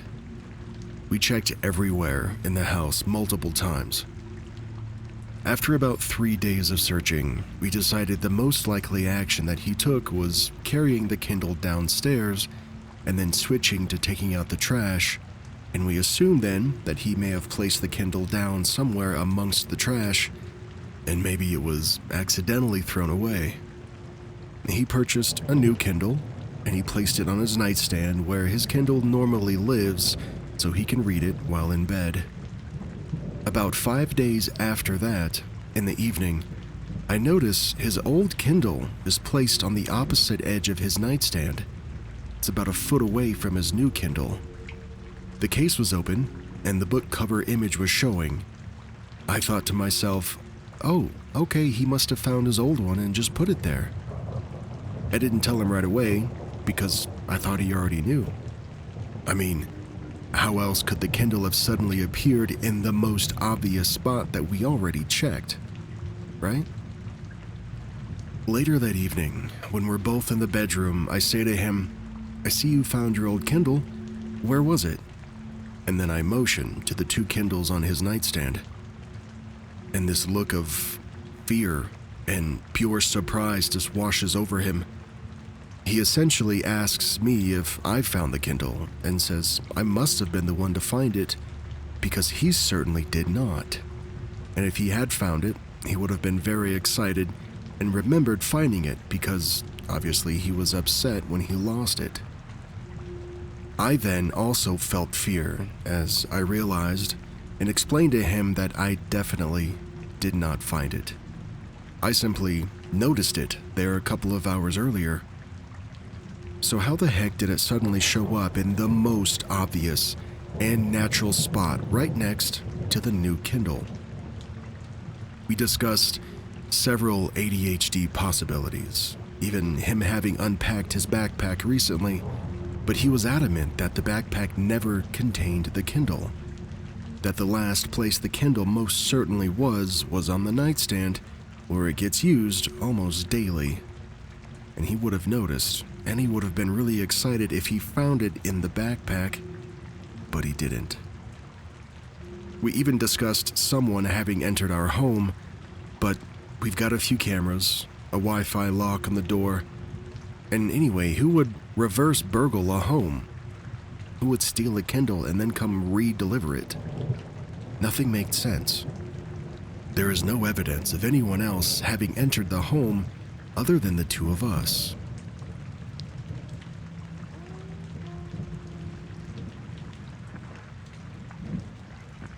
Hey, it's me. I'm curious about something. I would like to know the most boring fact about you. Oftentimes we get asked, what's the most interesting thing about you? And that feels like it comes with some pressure. Maybe it's a bit invasive at times for some folks. But what I really want to know is, about you, what's the most boring fact? I think I'll go first. One of my favorite, things to do when it's just me and I've got no responsibilities for a couple hours, which is very rare. But when it does happen, I like to sit down and just put on the old Twilight Zone. It's black and white. A lot of the episodes are pretty slow burn right up until the end. It just doesn't feel like I'm being thrown content at, you know what I mean? Like I'd much rather just watch a Twilight Zone than scroll on my phone. Oh, that reminds me. Somebody left a comment in the last episode that one of the stories felt a lot like an episode of the Twilight Zone reboot from the 80s. I still have to check that out. I'll do that. Okay, right now I think I'm going to run a quick ad break. And now real quick about ads, depending on what platform you're listening on, this is either going to be the last and final ad break of the entire episode, or the only ad break of the entire episode. Unless, of course, you're listening, to something like an early access on Patreon or Spotify or something, then you get no ads. All right. If you want to learn more about that, it's $1, and it's in the description. This wasn't supposed to be a membership call to action, but it happened. Be right back.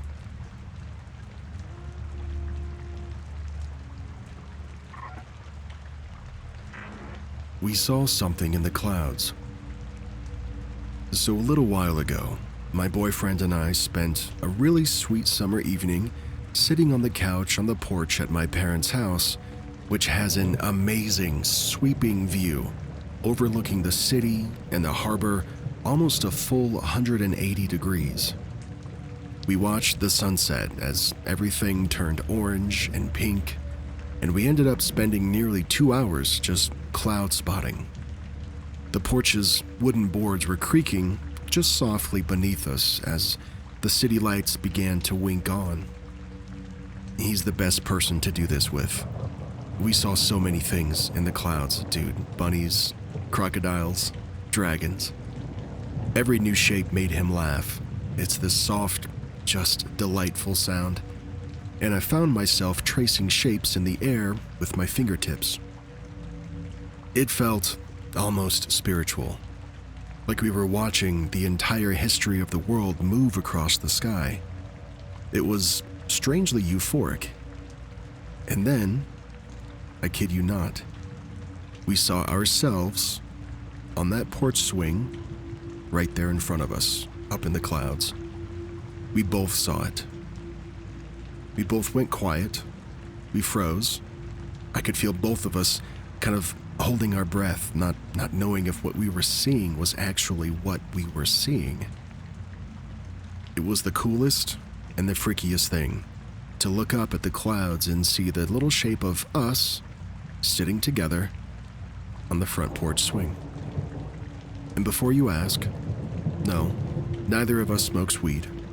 It makes me anxious. So we were both totally sober. Do you think this was the simulation just showing us what we looked like in the moment? Do you think that could have been us in some, I don't know, cloud dimension, checking in on the real life dimension? What do you think?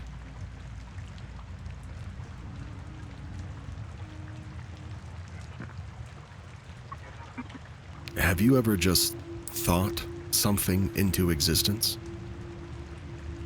I'm a very intrapersonal thinker. I think way too much about why, how, and when. More than anything, I run little simulations in my head. They're not horribly vivid, but they're vivid enough to keep me focused. Anyway, I was sitting in the passenger seat of my mom's car while she drove us home, and at one point, bagels came up in conversation. We were making jokes, just the kind of lightweight, half-laugh things that people say while they're driving. Nothing too crazy. Eventually, the bagel conversation dies down and I sank back into my own head, pretending to have a conversation with her. First about shoes, then about why or why not our legs are the best evolved form of transportation. I know, it's a stupid topic. And I know, like every other human being, the difference between talking out loud and thinking. I realize there's a difference, right? But stay with me. While I was imagining that conversation from scratch, I was on my phone, just checking emails and that crap. I didn't even feel a remote connection to the person next to me, it was my mom driving, because I was so absorbed in the fake conversation, kind of playing out like a muted movie in my head. We get home, I'm getting out of the car, and right as I close the car door, my mom goes, "I'm happy we have cars and you don't have to walk everywhere." And I say, "Oh, I was just thinking that." And she says, "Well, duh, kind of be hard not to." And I say, "What do you mean?" And as if I just thought it into existence, she says, "Don't you think about the stuff you talk about?" I kind of just stopped and looked at her like someone had shoved their thumb all the way up my you-know-what. It was weird. I froze there. Felt like somebody just hit pause. And for what felt like 5 minutes, I just stood in the garage. She went inside after calling me creepy and whatever else. And I stayed there just wondering, what in the Lucky Charms with double marshmallows is going on here? I still have goosebumps just writing this out to here now, even though it happened yesterday. My skin prickles up whenever I picture that exact second of that day. Is this normal?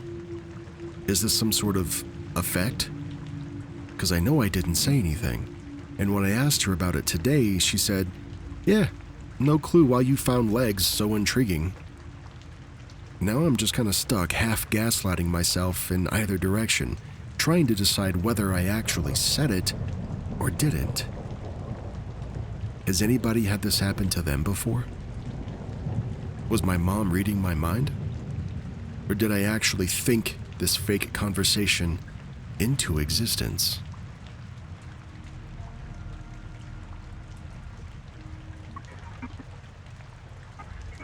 I'm trying to find a reasonable answer to something that just feels unreasonable. Maybe you can help. This happened in August of 2021. I had recently moved into my second-year university house. We'd left the search for accommodation a little late, so my buddy and I just had to settle for a fairly dirty part of the city. I mean, the house across the street had boarded up windows and a steady stream of people coming and going. We had no trouble during our tenancy except for one thing that I still can't explain, and it still gives me the goosebumps whenever I think about it. On the day of the glitch, my plan was to clear out all the weeds in the back garden and deal with a lot of the loose rubble and general dirt on our concrete patio. My friend hadn't moved in yet, so I took a few photos to show him the work that I'd been doing. I snapped them on my phone. After a few hours, I'd piled up a decent amount of garden waste, enough to fill a few bin bags and take to the dump, which was the plan. After I made the neat pile, I went inside to grab a drink. The pile wasn't even a meter, right, or 3 feet from the back door. The patio was walled on either side with a gate into a trashed alleyway that can only be opened from inside the garden. When I went back out to get rid of the rubble and the pile of weeds, the pile was entirely gone. No trace of it. I had been inside for maybe 10 minutes. I quickly tried to push the experience out of my immediate thoughts, but whenever I hear unexplainable stories, this one still pops into my head. There's really no rational explanation. The gate at the back is really tall and it's hard to climb, at least silently. I once had to do it without a key and I made all sorts of a racket. The alleyway is seriously disgusting. There's tons of broken glass, a couple of mattresses that have been there for years at this point, and it's only about a meter wide. There's nowhere that you could reasonably haul a pile of garden waste without being seen or leaving a mark.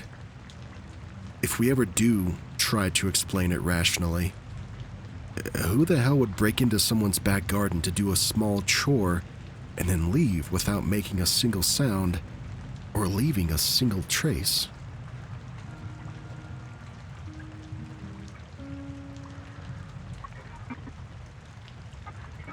Everybody that was there saw it. I lived in an extremely small village in Africa from 2016 to 2018 when I was 16 years old to 18 years old. One day, in the summer of 2017, my grandma sent me to buy groceries at the local street shops. While I was buying eggs, I heard people yelling, like a heated argument. Their voices were rising and falling and they were full of panic. I looked up and across the street, a woman was being berated by a crowd. They were throwing sticks and they were shouting at her. The sticks cracked against the dirt ground and fragments were skittering away. She looked about 50, a normal woman in colorful clothes. She had a bright scarf tied around her. I was so confused. The woman who was serving me said a quick prayer, and I asked what was happening. And she says, "That woman is a witch." Her hands started to shake as she told me this. I looped back, and the woman was flinching and covering her face with her hands. Her shoulders were shaking, like she was trying to make herself small. I thought I was watching some sort of mass village psychosis. As I watched her walk, dodging the things that were being hurled at her, she disappeared. Just like that. 1 second she was there in the dusty street, and the next, the space where she had been was now totally empty. There was no way that she could have slipped away or hidden. It was just a very straight and narrow street with no shops or alleys where she could duck into. Everyone was staring. Nobody could have helped her vanish like that, totally unnoticed. My stomach started to tighten just from fear. I thought I was losing my mind. People began screaming even more and praying. To this day, I don't know where she went or if she really was a witch. I never saw her again. When I told my grandma about it later, she said, "Yes, she's a witch. Everyone knows her." Her voice was very flat and matter-of-fact, like she expected nothing less. Is this normal? I try to rationalize what I saw, but I can't. She disappeared on the spot. There was no puff of smoke. There was no illusion or misdirection. It was truly terrifying. When I close my eyes, I can still hear the crowd and the hollow silence that followed.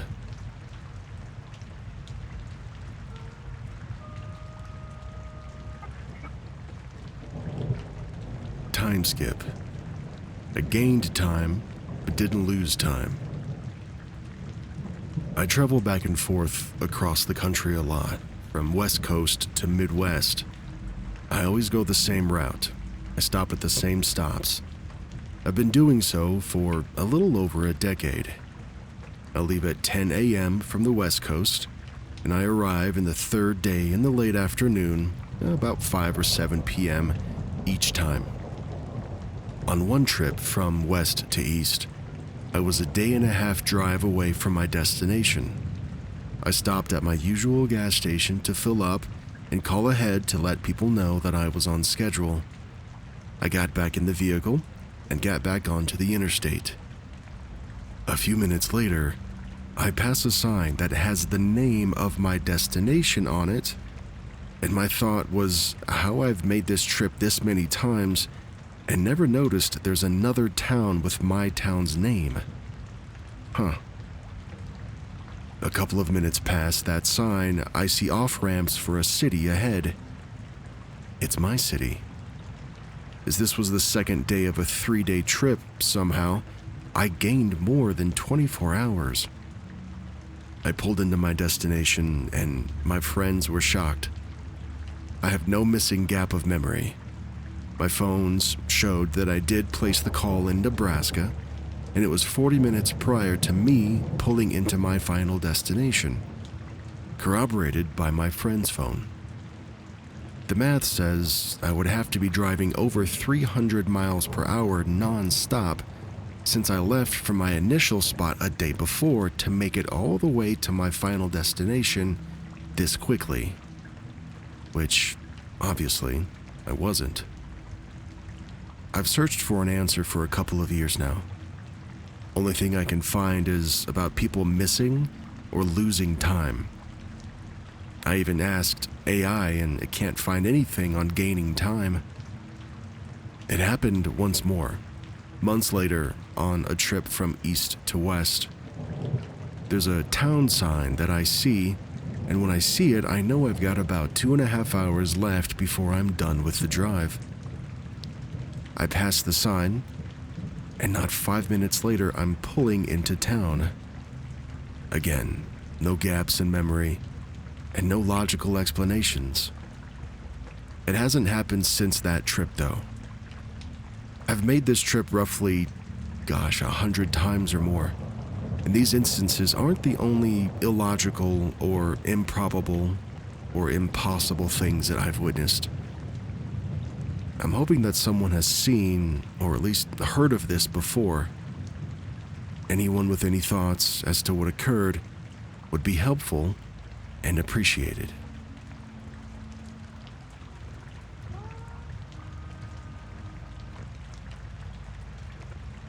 An invisible cleaning service.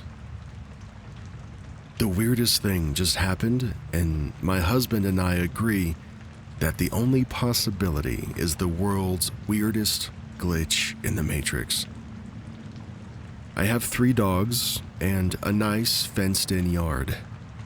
I pay a service weekly to come clean up the dog poop, so I never need to worry about it. They come every Friday, and I always get a text when they arrive and when they leave, so I can make sure the dogs are inside during that time. I work from home, and I'm always here during that time, and I've gotten used to listening to the thwack, thwack, thwack of the poop being scooped to alert me when they're out there if I don't happen to see the text. Business as usual today. I was in the living room, and I can see the backyard easily through the sliding door right off the kitchen from where I was sitting on the couch. I got the text, and I was extra aware today of the timing because one of my dogs happens to be a brand new puppy, and we're dealing with a lot of potty accidents.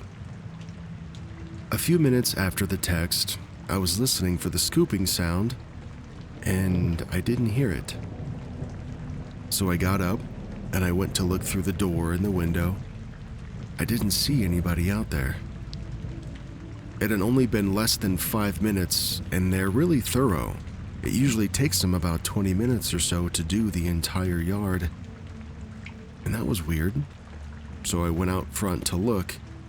They have a very, distinctive truck. It's painted bright blue and green with the company name on it. The truck was right where I expected, in front of my house, and I didn't see anyone sitting in it. At this point, the puppy had an accident, so I picked her up and I took her out front and got an even better look at the truck while I let her, just sniff around the front yard. Absolutely no one in or around the truck or in the yard. I actually started to worry that the worker might have gotten injured or something weird on their way from the truck to the backyard, so I went around the side of the house where they would enter, and nothing.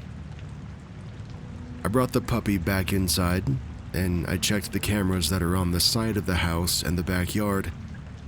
I use them to watch the dogs. The cameras don't actually record anything, it's just more of a live feed so I can check on the dogs. And nothing. At this point, I'm just chalking it up to a lazy employee. I figured he might have just pulled up, parked the truck, and then maybe went for a walk instead of scooping poop, I don't blame him. I got the notification on my phone that said job completed about 20 minutes after I got the first text, just like normal. But I'm absolutely sure that at no point did anybody enter my backyard. I get up and I look, and the truck is now gone. Again, I'm figuring it's just a lazy employee. I'm reluctantly about to go all Karen and send an email to the company, politely, of course, just to let them know, but I decided to double check the backyard just to be sure. I grabbed all 3 dogs and I went out back. Now, like I said, new puppy, so I've been spending a lot of time out there over the past week, so I know exactly where all of the major poop spots are. And now, they're all clean. I couldn't believe it. I still don't understand it. I went back inside and I told my husband, and we both can't stop laughing about it. Somewhere out there, there's a dog pooper scooper with an invisibility cloak. Maybe, he's a ninja? Was this a time slip? I have no clue, but I think I'm gonna go with glitch in the Matrix. Somebody in the comments suggests to ask the company to send the same person next week to see if it happens again. OP replies with, great idea. And I will do my best to stay on top of this one to see if there are any updates.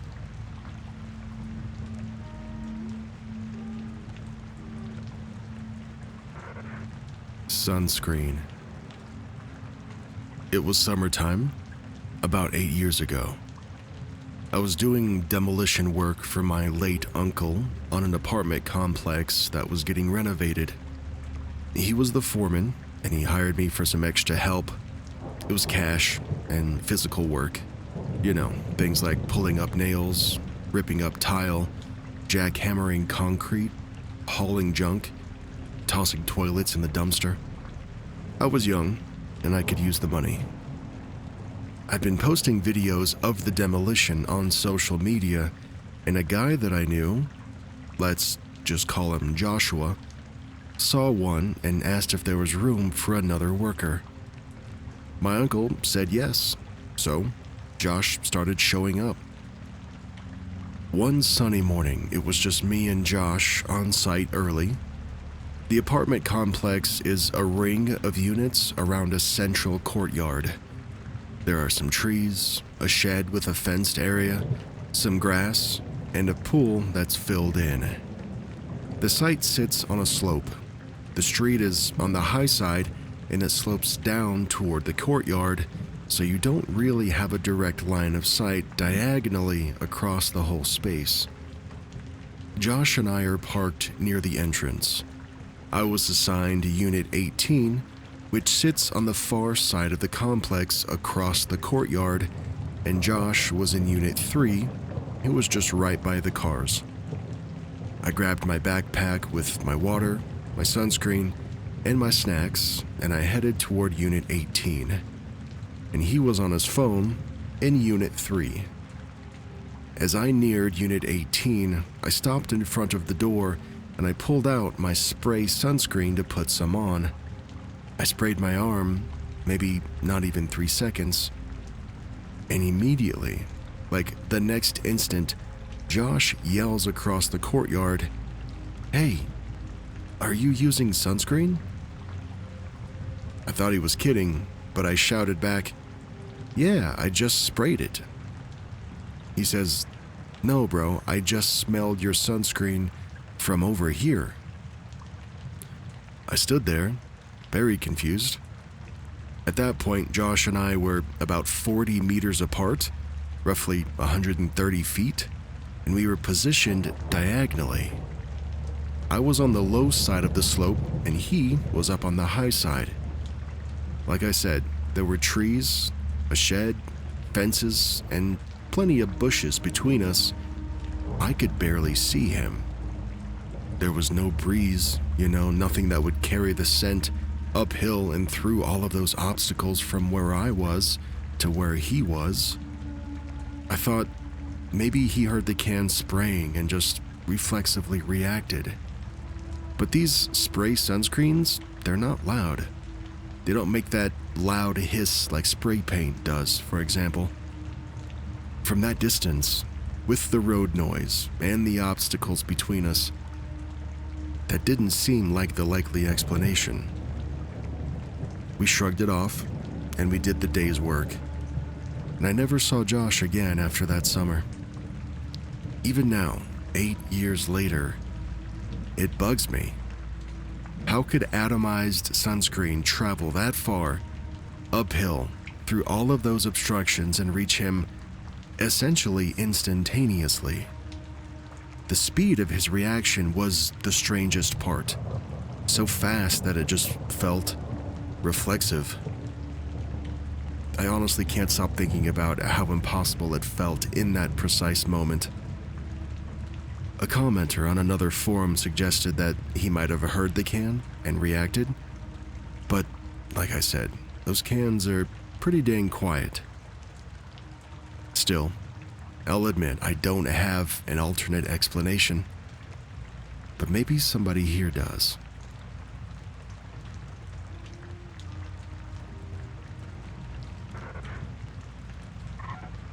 This No Wave Files segment will shock you, but not as much as it did Walter Summerford. According to the stories, Walter Summerford was a British Army officer in World War I. Sometime around 1918, while riding a horse in a field in Belgium, Summerford was struck by lightning. The bolt threw him off his horse and, some say, left him paralyzed from the waist down. That was lightning strike number 1. Years later, the legend says that Summerford had relocated to Vancouver, Canada, and while in 1924, while fishing, he reportedly took shelter under a tree during a storm. Lightning strikes the tree. The electric current traveled down the trunk and directly into his body. Summerford survives, though perhaps with injury. That's strike number 2. Then, in 1930, the story continues. Summerford was walking in a public park, and, without warning, the skies opened, and lightning strikes him again. This time, the strike purportedly left him completely paralyzed, or at least severely disabled, and he never fully recovered. He died a couple of years later in 1932. Being struck by lightning once is rare enough. Twice? Almost impossible. But 3 times. Zeus did not like this guy one bit. It goes on, though. 4 years after Summerford's death in 1936, lightning supposedly strikes his gravestone, splitting it into multiple pieces. Now, if true, that would make 4 lightning strikes. 3 while he was alive and still with us, and then 1 final one after he'd already passed. But did it actually happen? This sounds almost too improbable, but let's walk through what's documented and what is not confirmed. What seems supported in multiple tellings are as follows. Walter Summerford was struck multiple times during his lifetime. He suffered serious, possibly long-term injuries from 1 or more of these strikes.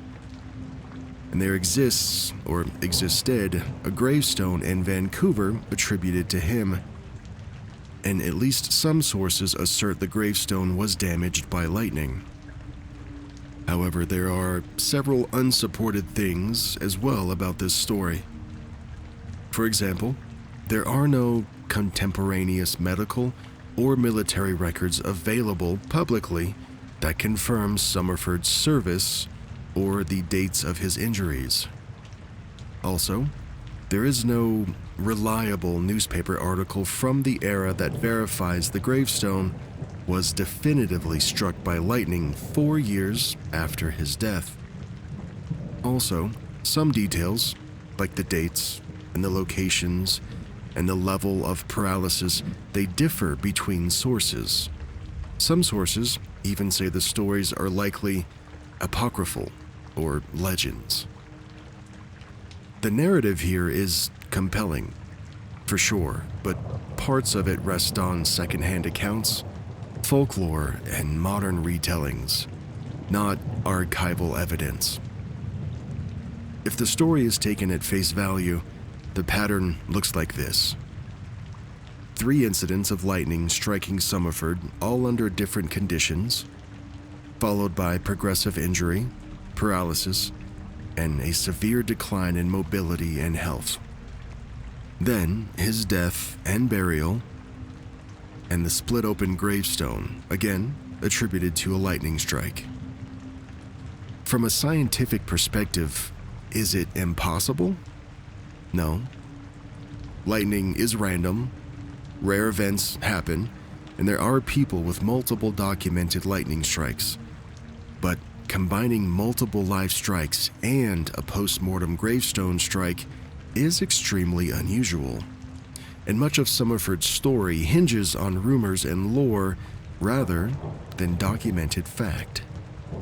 Online, the story of Summerford spread widely. On Reddit, for example, many people express fascination, but also skepticism. Users bring up the lack of verifiable sources, and the possible confusion with similar stories, or even conflating with other struck by lightning legends. Also, the possibility that the gravestone damage was due to natural wear, or poor materials, or even unrelated causes, but simply later attributed to another lightning strike for dramatic effect. Some say that Summerford doesn't appear in any reliable military records either. Others point out that the gravestone allegedly has confusing dates or doesn't match local cemetery records. So, while the legend persists, many believe it's more folklore than fact. Walter Summerford may or may not have been struck by lightning 4 times, but the power of the story lies in its journey. From the battlefield, to a fishing tree, to a walk in a public park, and then to his very own gravestone after death. What does the story teach us here? I think it teaches us that when something unbelievable is repeated enough, even without proof, it becomes legend, and people still remember.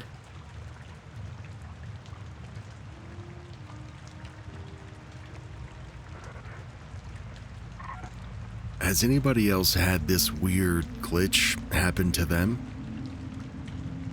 I wasn't sure where to post something like this, but I felt glitch in the Matrix was the most fitting. I work in a customer service role that's hands-on and involves a lot of consultation. It's a sort of job where you stand at a counter and talk someone through options while paperwork and brochures sit between you. The first scenario was me consulting 2 young men on a product. As one of them read through the pricing list, he muttered to his friend, "Gee, prices ain't cheap, are they?" I said, "Yes, however, all products of this quality tend to carry a premium." The man looked at me, wide-eyed, and said, "You can speak Greek?" I said, "No, but I have friends who are Greek." And he says, "Really? How did you know what I was saying?" And then they looked at each other like they'd been caught, and now I was wide-eyed and thinking, what the heck? Is this dude tricking me? I even looked at my colleague to make sure I wasn't losing it. The second scenario was similar. 2 weeks after the Greek incident, I was serving these 2 women. They were Chinese. It was an older mother and her daughter. The mother spoke only Mandarin, and the daughter had broken English, but she could still do the basics.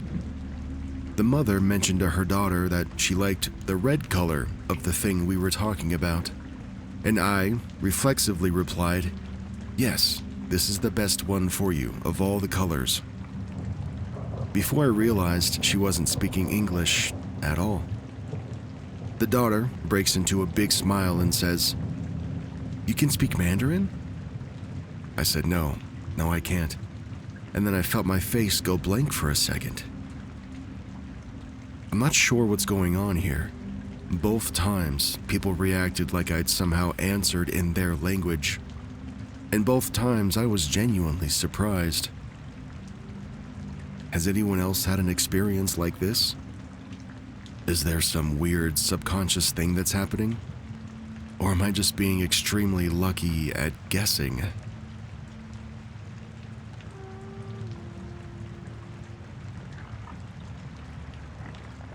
Everyone disappeared. This happened to me just a few minutes ago, and I'm still feeling weird about it. I got off the bus and I called my mom to say that I was about to arrive. I could hear my little brothers and my dad in the background just watching football, and my mom says that she was making dinner. Around me were the normal sounds of the street. People at the bar, folks walking by, having conversations. Nothing out of the ordinary. 5 minutes later, I get home, and like I always do, I loudly call out, "Hello, everyone." But I get no answer. I think, okay, maybe they didn't hear me, so I go in to look for them. The TV was on, and someone seemed to be watching football, but the living room was empty. The kitchen lights were on, but nobody was there. The bathroom lights were on, and same story. I checked every room, every single room. The house just started to feel off. Empty, except for me and the pets. The cats were chilling. When I checked the balcony, it got even weirder. The street was completely quiet. I just heard crickets and, the sounds of the night, except no cars and no people. The bar across the way was open, but I couldn't see anybody out on the terrace, even though there had been families out there when I walked past earlier. It was starting to get scary. I went to my room to drop my backpack, genuinely feeling unsettled. And then, out of nowhere, my mom appears in my doorway, looking surprised. She says, "You're already here? I didn't hear the door." I said, "Yeah, where were you all? Nobody was here." My mom says, "What do you mean? We didn't leave." I told her, "Yeah, you did. I came in and said hi and nobody was here." And then she goes, "Weird. Maybe we didn't hear you." We both looked confused, but she changed the subject and I didn't push it. My dad and my brothers were sitting in the living room watching football, sunken into the sofa like they'd been there the whole time. And I could hear the outside noise come back. I could hear cars and people returning, and everything seemed to settle back to normal. I have no explanation for what happened. For a minute, that silence and that emptiness was genuinely scary.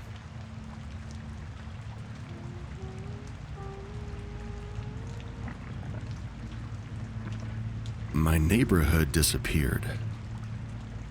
I think about this story often.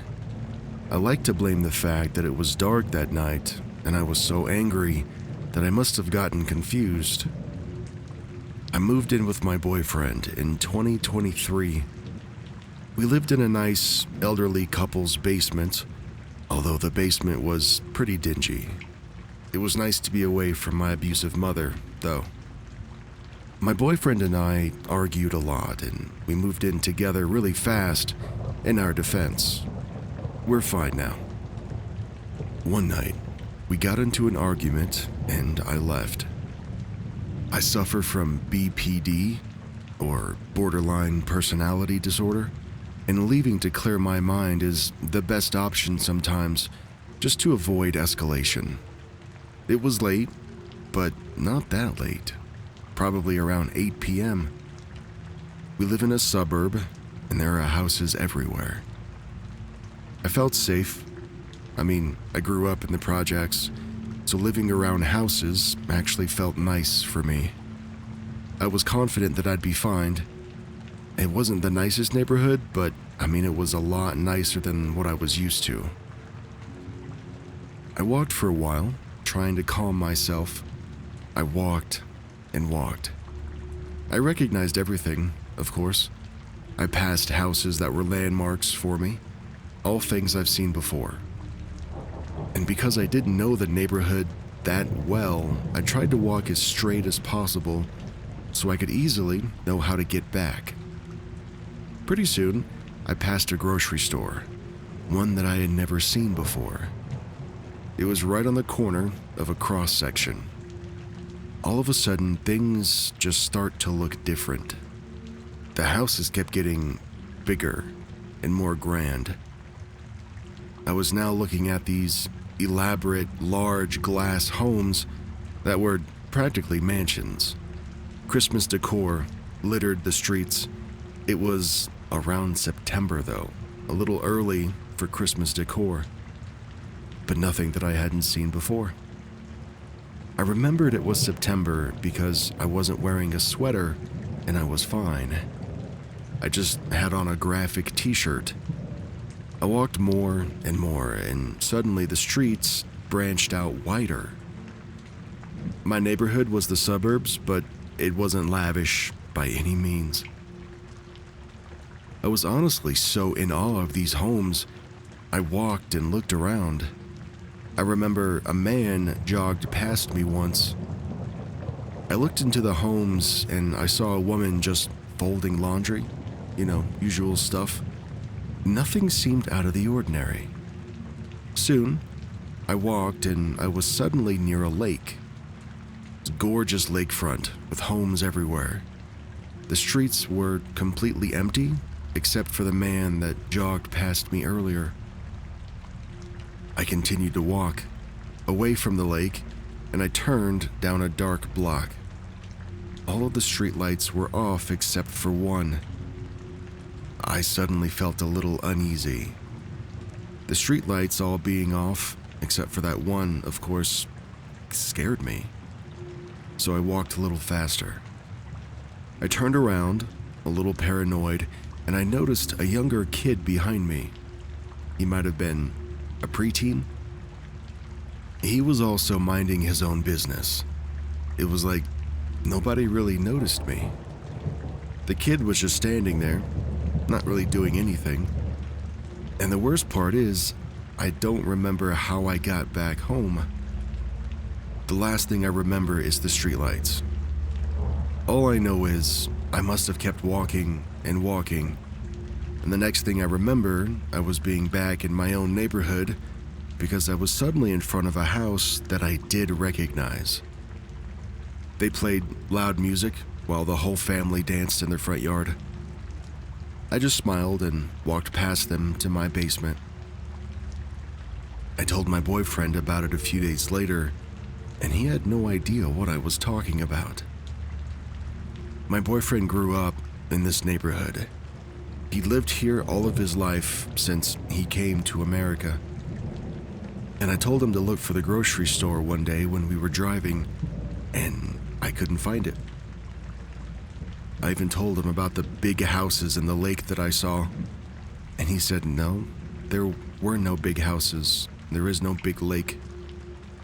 There's absolutely no bodies of water anywhere near this suburb. It isn't exactly terrifying, but it is something I think about. We just joke and say, I was so angry I must have walked really far and came back. But, in reality, I was only gone for about 30 minutes. I even opened up my Google Maps to find the nearest lake, but there were none.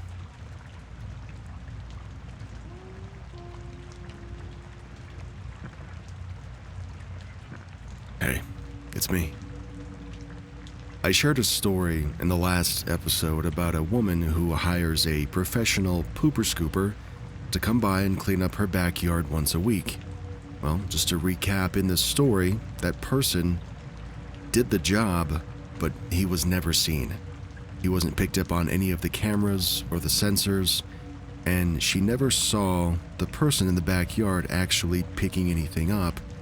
However, she still got the arrival text, and she got the job completed text, and when she goes out to the backyard, the job is done. But the pooper scooper was nowhere to be found. One of you wanted me to reach out to this person to see if they could ask if the same person would come out again to see if it happened. Well, I did, and the same person did come out again. However, this time, it was completely normal. She got the same arrival text.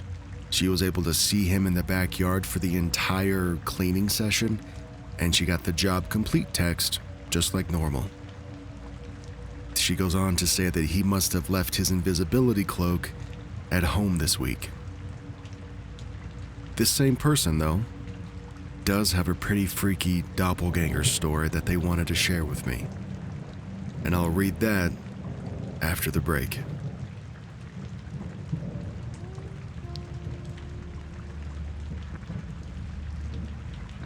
My dog and I saw something impossible. Ever since we moved into our house about 5 years ago, I've had a handful of weird, glitchy experiences.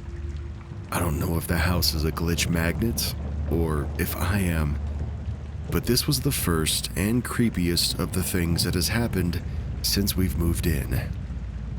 To paint you a quick picture, the layout of our main floor is that there's a foyer with the den on one side and access to the upstairs, and then a very short hallway that leads into the kitchen, and in that short hallway, there's a door to the basement.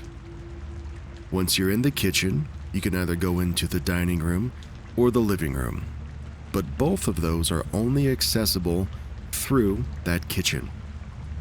The living room has a wide doorway, and you can see about 90% of it when you're in the kitchen. But if you're sitting on the couch, the view from the kitchen is blocked by the wall. My husband spends a lot of time in the basement where he has this nice man cave set up. The other thing to note is that the basement door sticks and is very loud when you open it and when you close it. So here's what happened.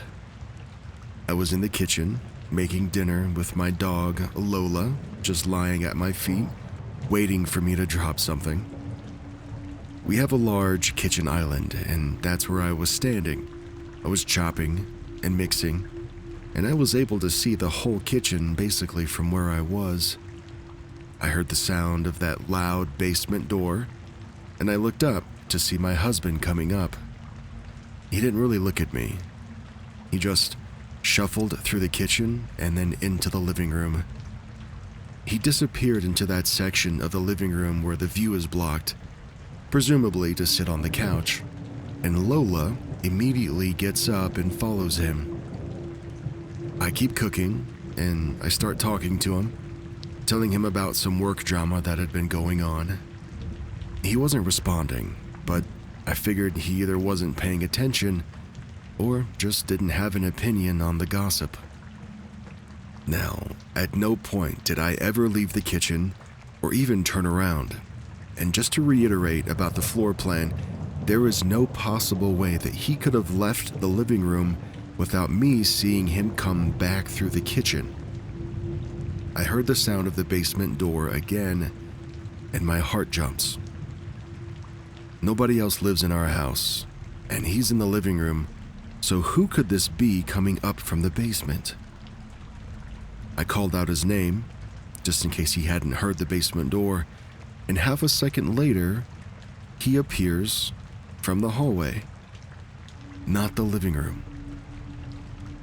He looks confused and asks why I was calling his name, just seeing if I needed something. And for a minute, I'm just completely speechless. I asked if he had come up from the basement a few minutes ago and then gone back down, and he said no. I asked him then if he had come up at all in the last hour or so, and he again says no. I quickly tell him what happened, and we both went straight to the living room, and again, we were standing in the kitchen, so there's no possible way that any person could have left the living room without going right past us. But everything in there was undisturbed. Lola was even laying on the couch, completely unbothered, and there wasn't anybody else there. Honestly, the weirdest part about the whole thing for me is that I wasn't as scared as I would have thought I'd be. I'm a little bit of a scaredy cat. I run to bed as soon as I turn the lights off, and I won't pick things up if they fall on the floor next to the bed in the dark. I can freak myself out just imagining shadows around me. But other than that moment of, who the heck is coming up from the basement, I've always felt perfectly calm and fine about the whole situation. I've never had a bad feeling in the house or felt afraid, so I don't feel like it was any kind of bad or evil spirit impersonating my husband.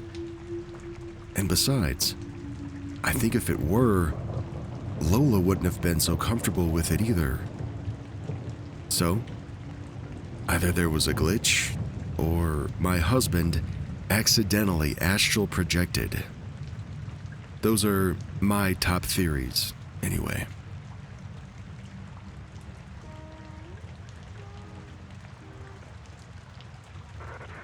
Kitchen mystery. I work as a chef, and the strangest thing happened yesterday at the restaurant. It was right in the middle of service. The kitchen was loud, hot, and everyone was moving 100 miles an hour. During service, we got a ticket that looked really weird. One main course and one starter at the same time, and then another main course and another starter afterward. The ticket just kind of materialized. We don't remember which waiter called it. My colleague and I both looked at the ticket and talked about how strange it looked. We even remembered the wording and the sequence of the dishes exactly. Then, after we'd cooked the food, the ticket suddenly disappears. It wasn't hanging on the wall in the ticket holder anymore. We asked all of the servers who had brought it down, but every single one of them said they had no idea what we were talking about, and none of them had taken down an order anything like that. And we couldn't remember who brought it down either. The third chef that was working that day with us also said he had no clue what we were talking about. But my colleague and I are both 100% sure that we saw the ticket with that order. We agreed on the exact items. We pinned it up on the rail above the little pass area, and we both remember the moment that we started cooking it. But then the ticket just vanishes. None of the servers had written it, and nobody knew anything. And we definitely didn't take it down ourselves. It simply vanished without a trace. It was so weird. Now, we're joking that it must have been a hungry ghost that placed the order.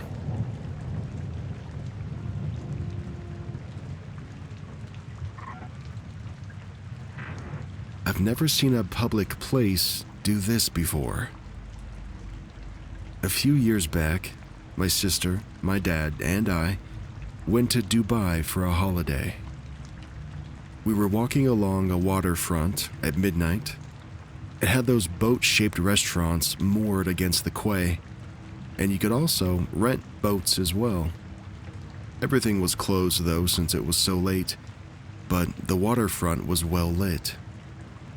We passed one of those boat-style restaurants. It was completely closed, dark inside, empty, and quiet. My sister and I walked up close to it, and we sat on the bench just out front for a bit while my dad continued walking. We caught up with my dad, and we walked the short path for maybe 10 more minutes. As we walked back the same linear path to get back to our car, the same restaurant was now suddenly fully lit up and packed with people and blasting loud music. It had staff outside calling people in and handing out menus.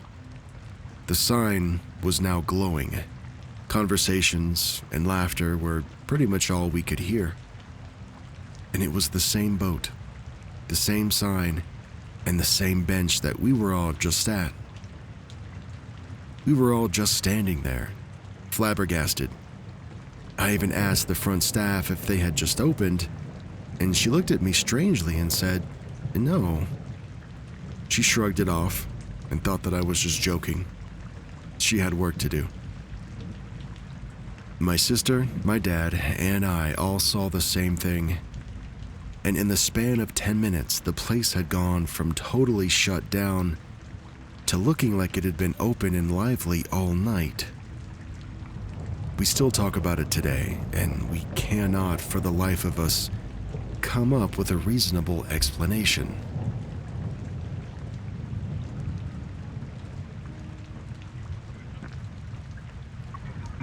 Is it possible for something to just blink out of existence? I'd like to start by saying this incident still has me scratching my head. It happened 2 nights ago. This is the first time I've personally experienced a glitch. Usually I'm the one reading about these. 2 nights ago, I was hanging out with my roommates and their boyfriends when we all decided to finally call it a night. I went to my room and I closed the door for some privacy. My mom is right off the living room, by the way. And I walked to the end of my bed where my pajamas always are. My dog likes to lay on them. I don't know, it comforts her. They still smell like detergent, I guess. And that's when I noticed only my shorts were there, folded neatly, but the shirt was nowhere to be found. I looked around the immediate area, thinking maybe my puppy had dragged it off. She's obsessed with stealing socks and underwear from the hamper. Not even 30 minutes before, I'd walked past my bed to use my ensuite, and I remembered seeing the shirt folded on the bed. Between that bathroom break and this moment, the dog hadn't been in my room. I couldn't make sense of where it had gone. I checked under the bed. I looked all around my furniture, inside the closet and the hamper. I even tossed the blankets and the pillows off the bed, wondering if it was hidden under one of them. But nothing. I eventually go into the closet to change into a different sleep shirt. I come out, and I stop dead in my tracks. My shirt was lying on the end of my bed. My heart started racing, and I felt a sudden, nervous buzz in my chest. There was this tiny, electric silence in the room. I couldn't make sense of how it wasn't there 1 second ago, and then it appeared the next. There was only about 15 seconds between going into the closet and me stepping back out. And before you ask, no, my puppy was not in the room. She was still in the living room with the boyfriends getting all the attention. I have zero rational explanation for what happened. Actually, I'm glad my first glitch wasn't anything too crazy and was harmless. But seriously, where the heck did my shirt go?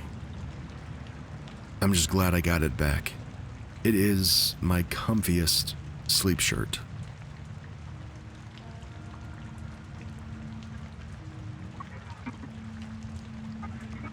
Is there a Schrodinger's moment for lost objects?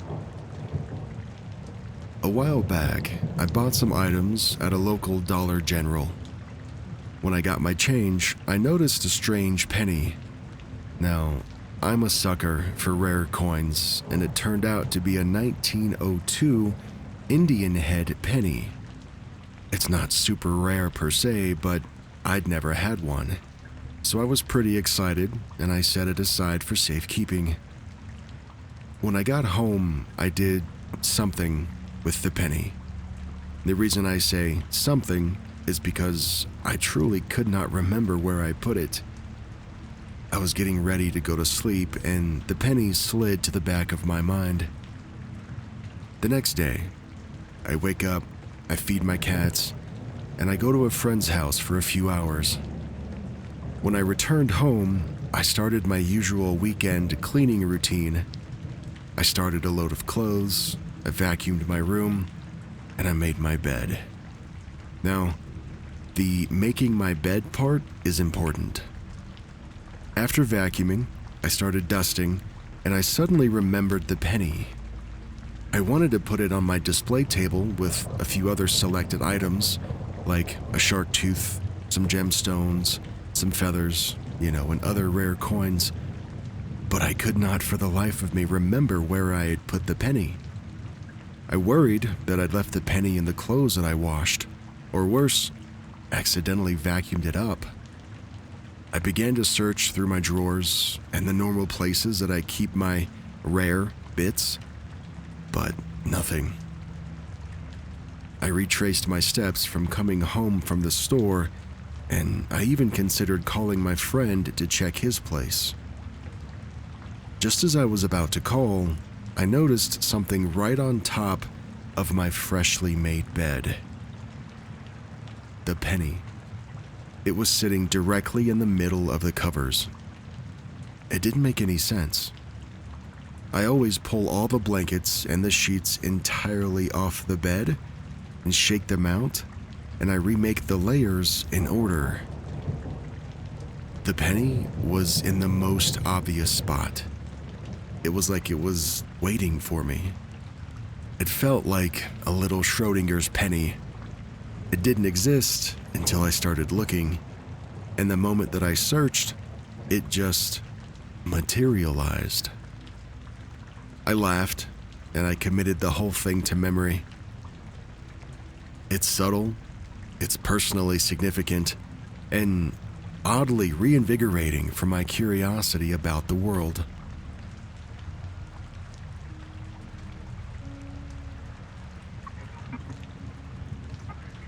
I think I saw behind the curtain. I'm a 27-year-old female, and I was putting my son to bed, lying there, just resting, trying to get him to fall asleep. I definitely did not fall asleep. This happened in what feels like less than a second. My ears start to ring. It's this high-pitched, incessant tone, and I had this hard, directed vision come over me. It hit like a flash behind my eyes. I could see people. They were featureless, mostly. Smooth-skinned, no eyes. Imagine like claymation-style humans. But I could tell they were still humans. We were panicking because something major had happened in the news/media, and everyone's attention was fixed on it. It didn't connect to anything recent that I could place, though. But I saw behind that panic, like I saw inside of it. And when I turned, I saw something I can't even describe. All that comes to mind when I try to remember is just gray. And I feel like I remember these cartoon-style computers or screens. Again, it's not super vivid. I instantly knew that it was AI. I immediately said out loud, "They're turning us against ourselves." And I continued thinking that this is how they gain control. Did I see behind the simulation as I was laying in my little kid's bed? Since that little vision of mine, whatever you want to call it, I felt off. My heart was racing for a while afterward, and I felt this presence of, unease. I've had a major headache, and I feel almost paranoid about it. What do you think happened?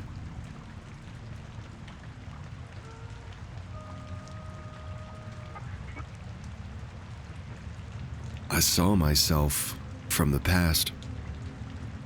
A couple of months ago, I was at my boyfriend's house, hanging out, and, like I usually do when I visit, I took his dog out to potty.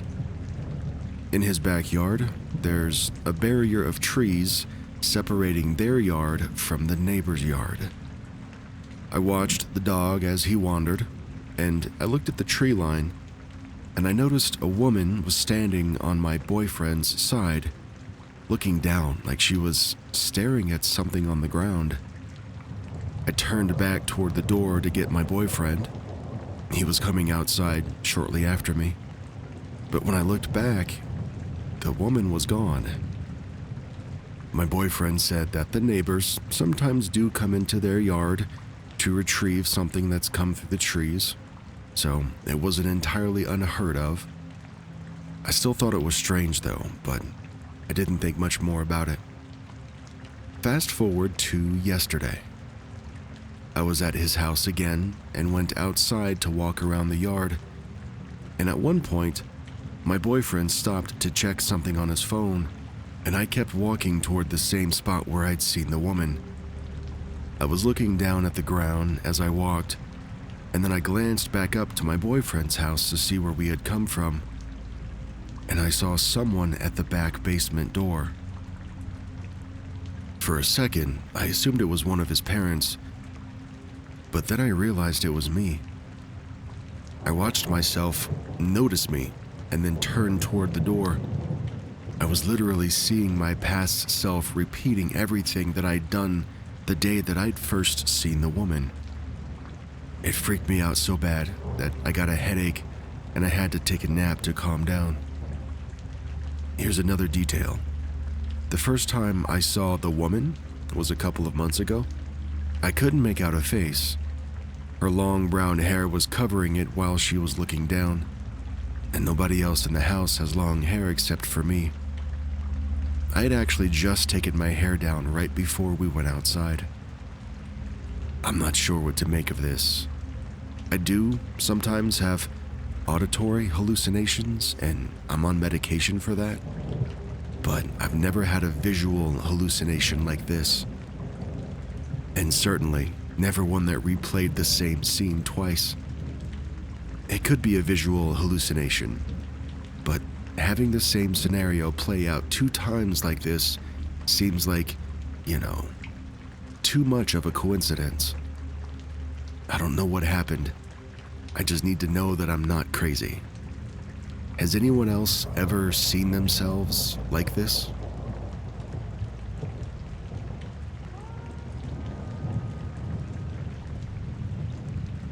Weird glitch while walking home. I was walking home from work in South Philly. A typical city blocks and row homes, It was a bright and sunny day, and I was looking down at the ground as I walked. Then, suddenly, it gets really cold. The whole street goes immediately overcast, kind of like a cloud was just entered into the simulation and covered up the sun. I look up to see what was causing it, but the sky above was clear. It was sunny, with no clouds, and there were no planes flying overhead or anything that could have blocked the sun. I stared for a few seconds, baffled. Not at the sun, just at the sky. And when I looked back down at the street, it was sunny again, as if nothing happened. There were only 2-story row homes nearby and a park across the street. No skyscrapers or anything else that could have cast a sudden shadow. It was just really bizarre. What do you think I saw?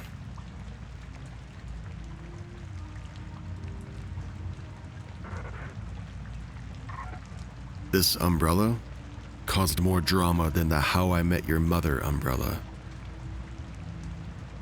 It happened about 15 years ago, back when I was still living in my childhood home. I was around 20, and I had gone to a Halloween party dressed as the corpse bride. To match the costume, I'd bought this decorative white lace umbrella from a charity shop to use as a prop. Plenty of drinks later, the umbrella had been passed around, messed with, dropped, and used as a play weapon. By the time I left the party, it was battered and bedraggled. Bedraggled, that's a new one. It was muddy and torn and had several spokes that were bent out of shape. When I got home, my mom saw the umbrella and said, "Oh no, what happened to it?" I mumbled that my friends had accidentally broken it and left it at that. The next day, I washed the costume and tried, unsuccessfully, to straighten the spokes of the umbrella. I couldn't salvage it, so I took the now ruined umbrella up to the loft and tucked it in the fancy dress box. I'm the sort of person who just can't toss things away, and I figured some future costume might call for a worn, torn up, muddy parasol. A couple of months later, my mom and I were rummaging in the loft for Christmas decorations. She was the first to spot something, and she calls down, "Is this the umbrella you took to that party?" I went over, and she was holding the white lace umbrella. But now, it was in pristine condition. The lace was pure white. It was clean. All of the spokes were straight, and there was no mud on it, and there were no tears. It's exactly how it had been when I first bought it. We looked at each other, stunned. It made no sense. And we both remembered how destroyed it had been that night, and yet here it was, as if none of that had ever happened. We still talk about this one. It's one of several strange little glitches that happened in that house.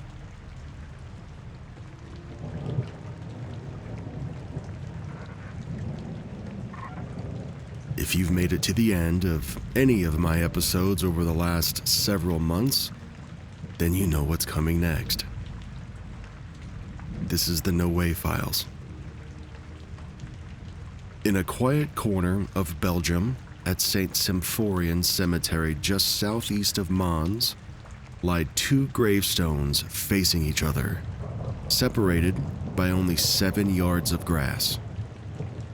One marks Private John Parr, the first soldier to be killed in World War I. The other grave, just a few feet beyond that, marks Private George Edwin Ellison, the last soldier to be killed in World War I.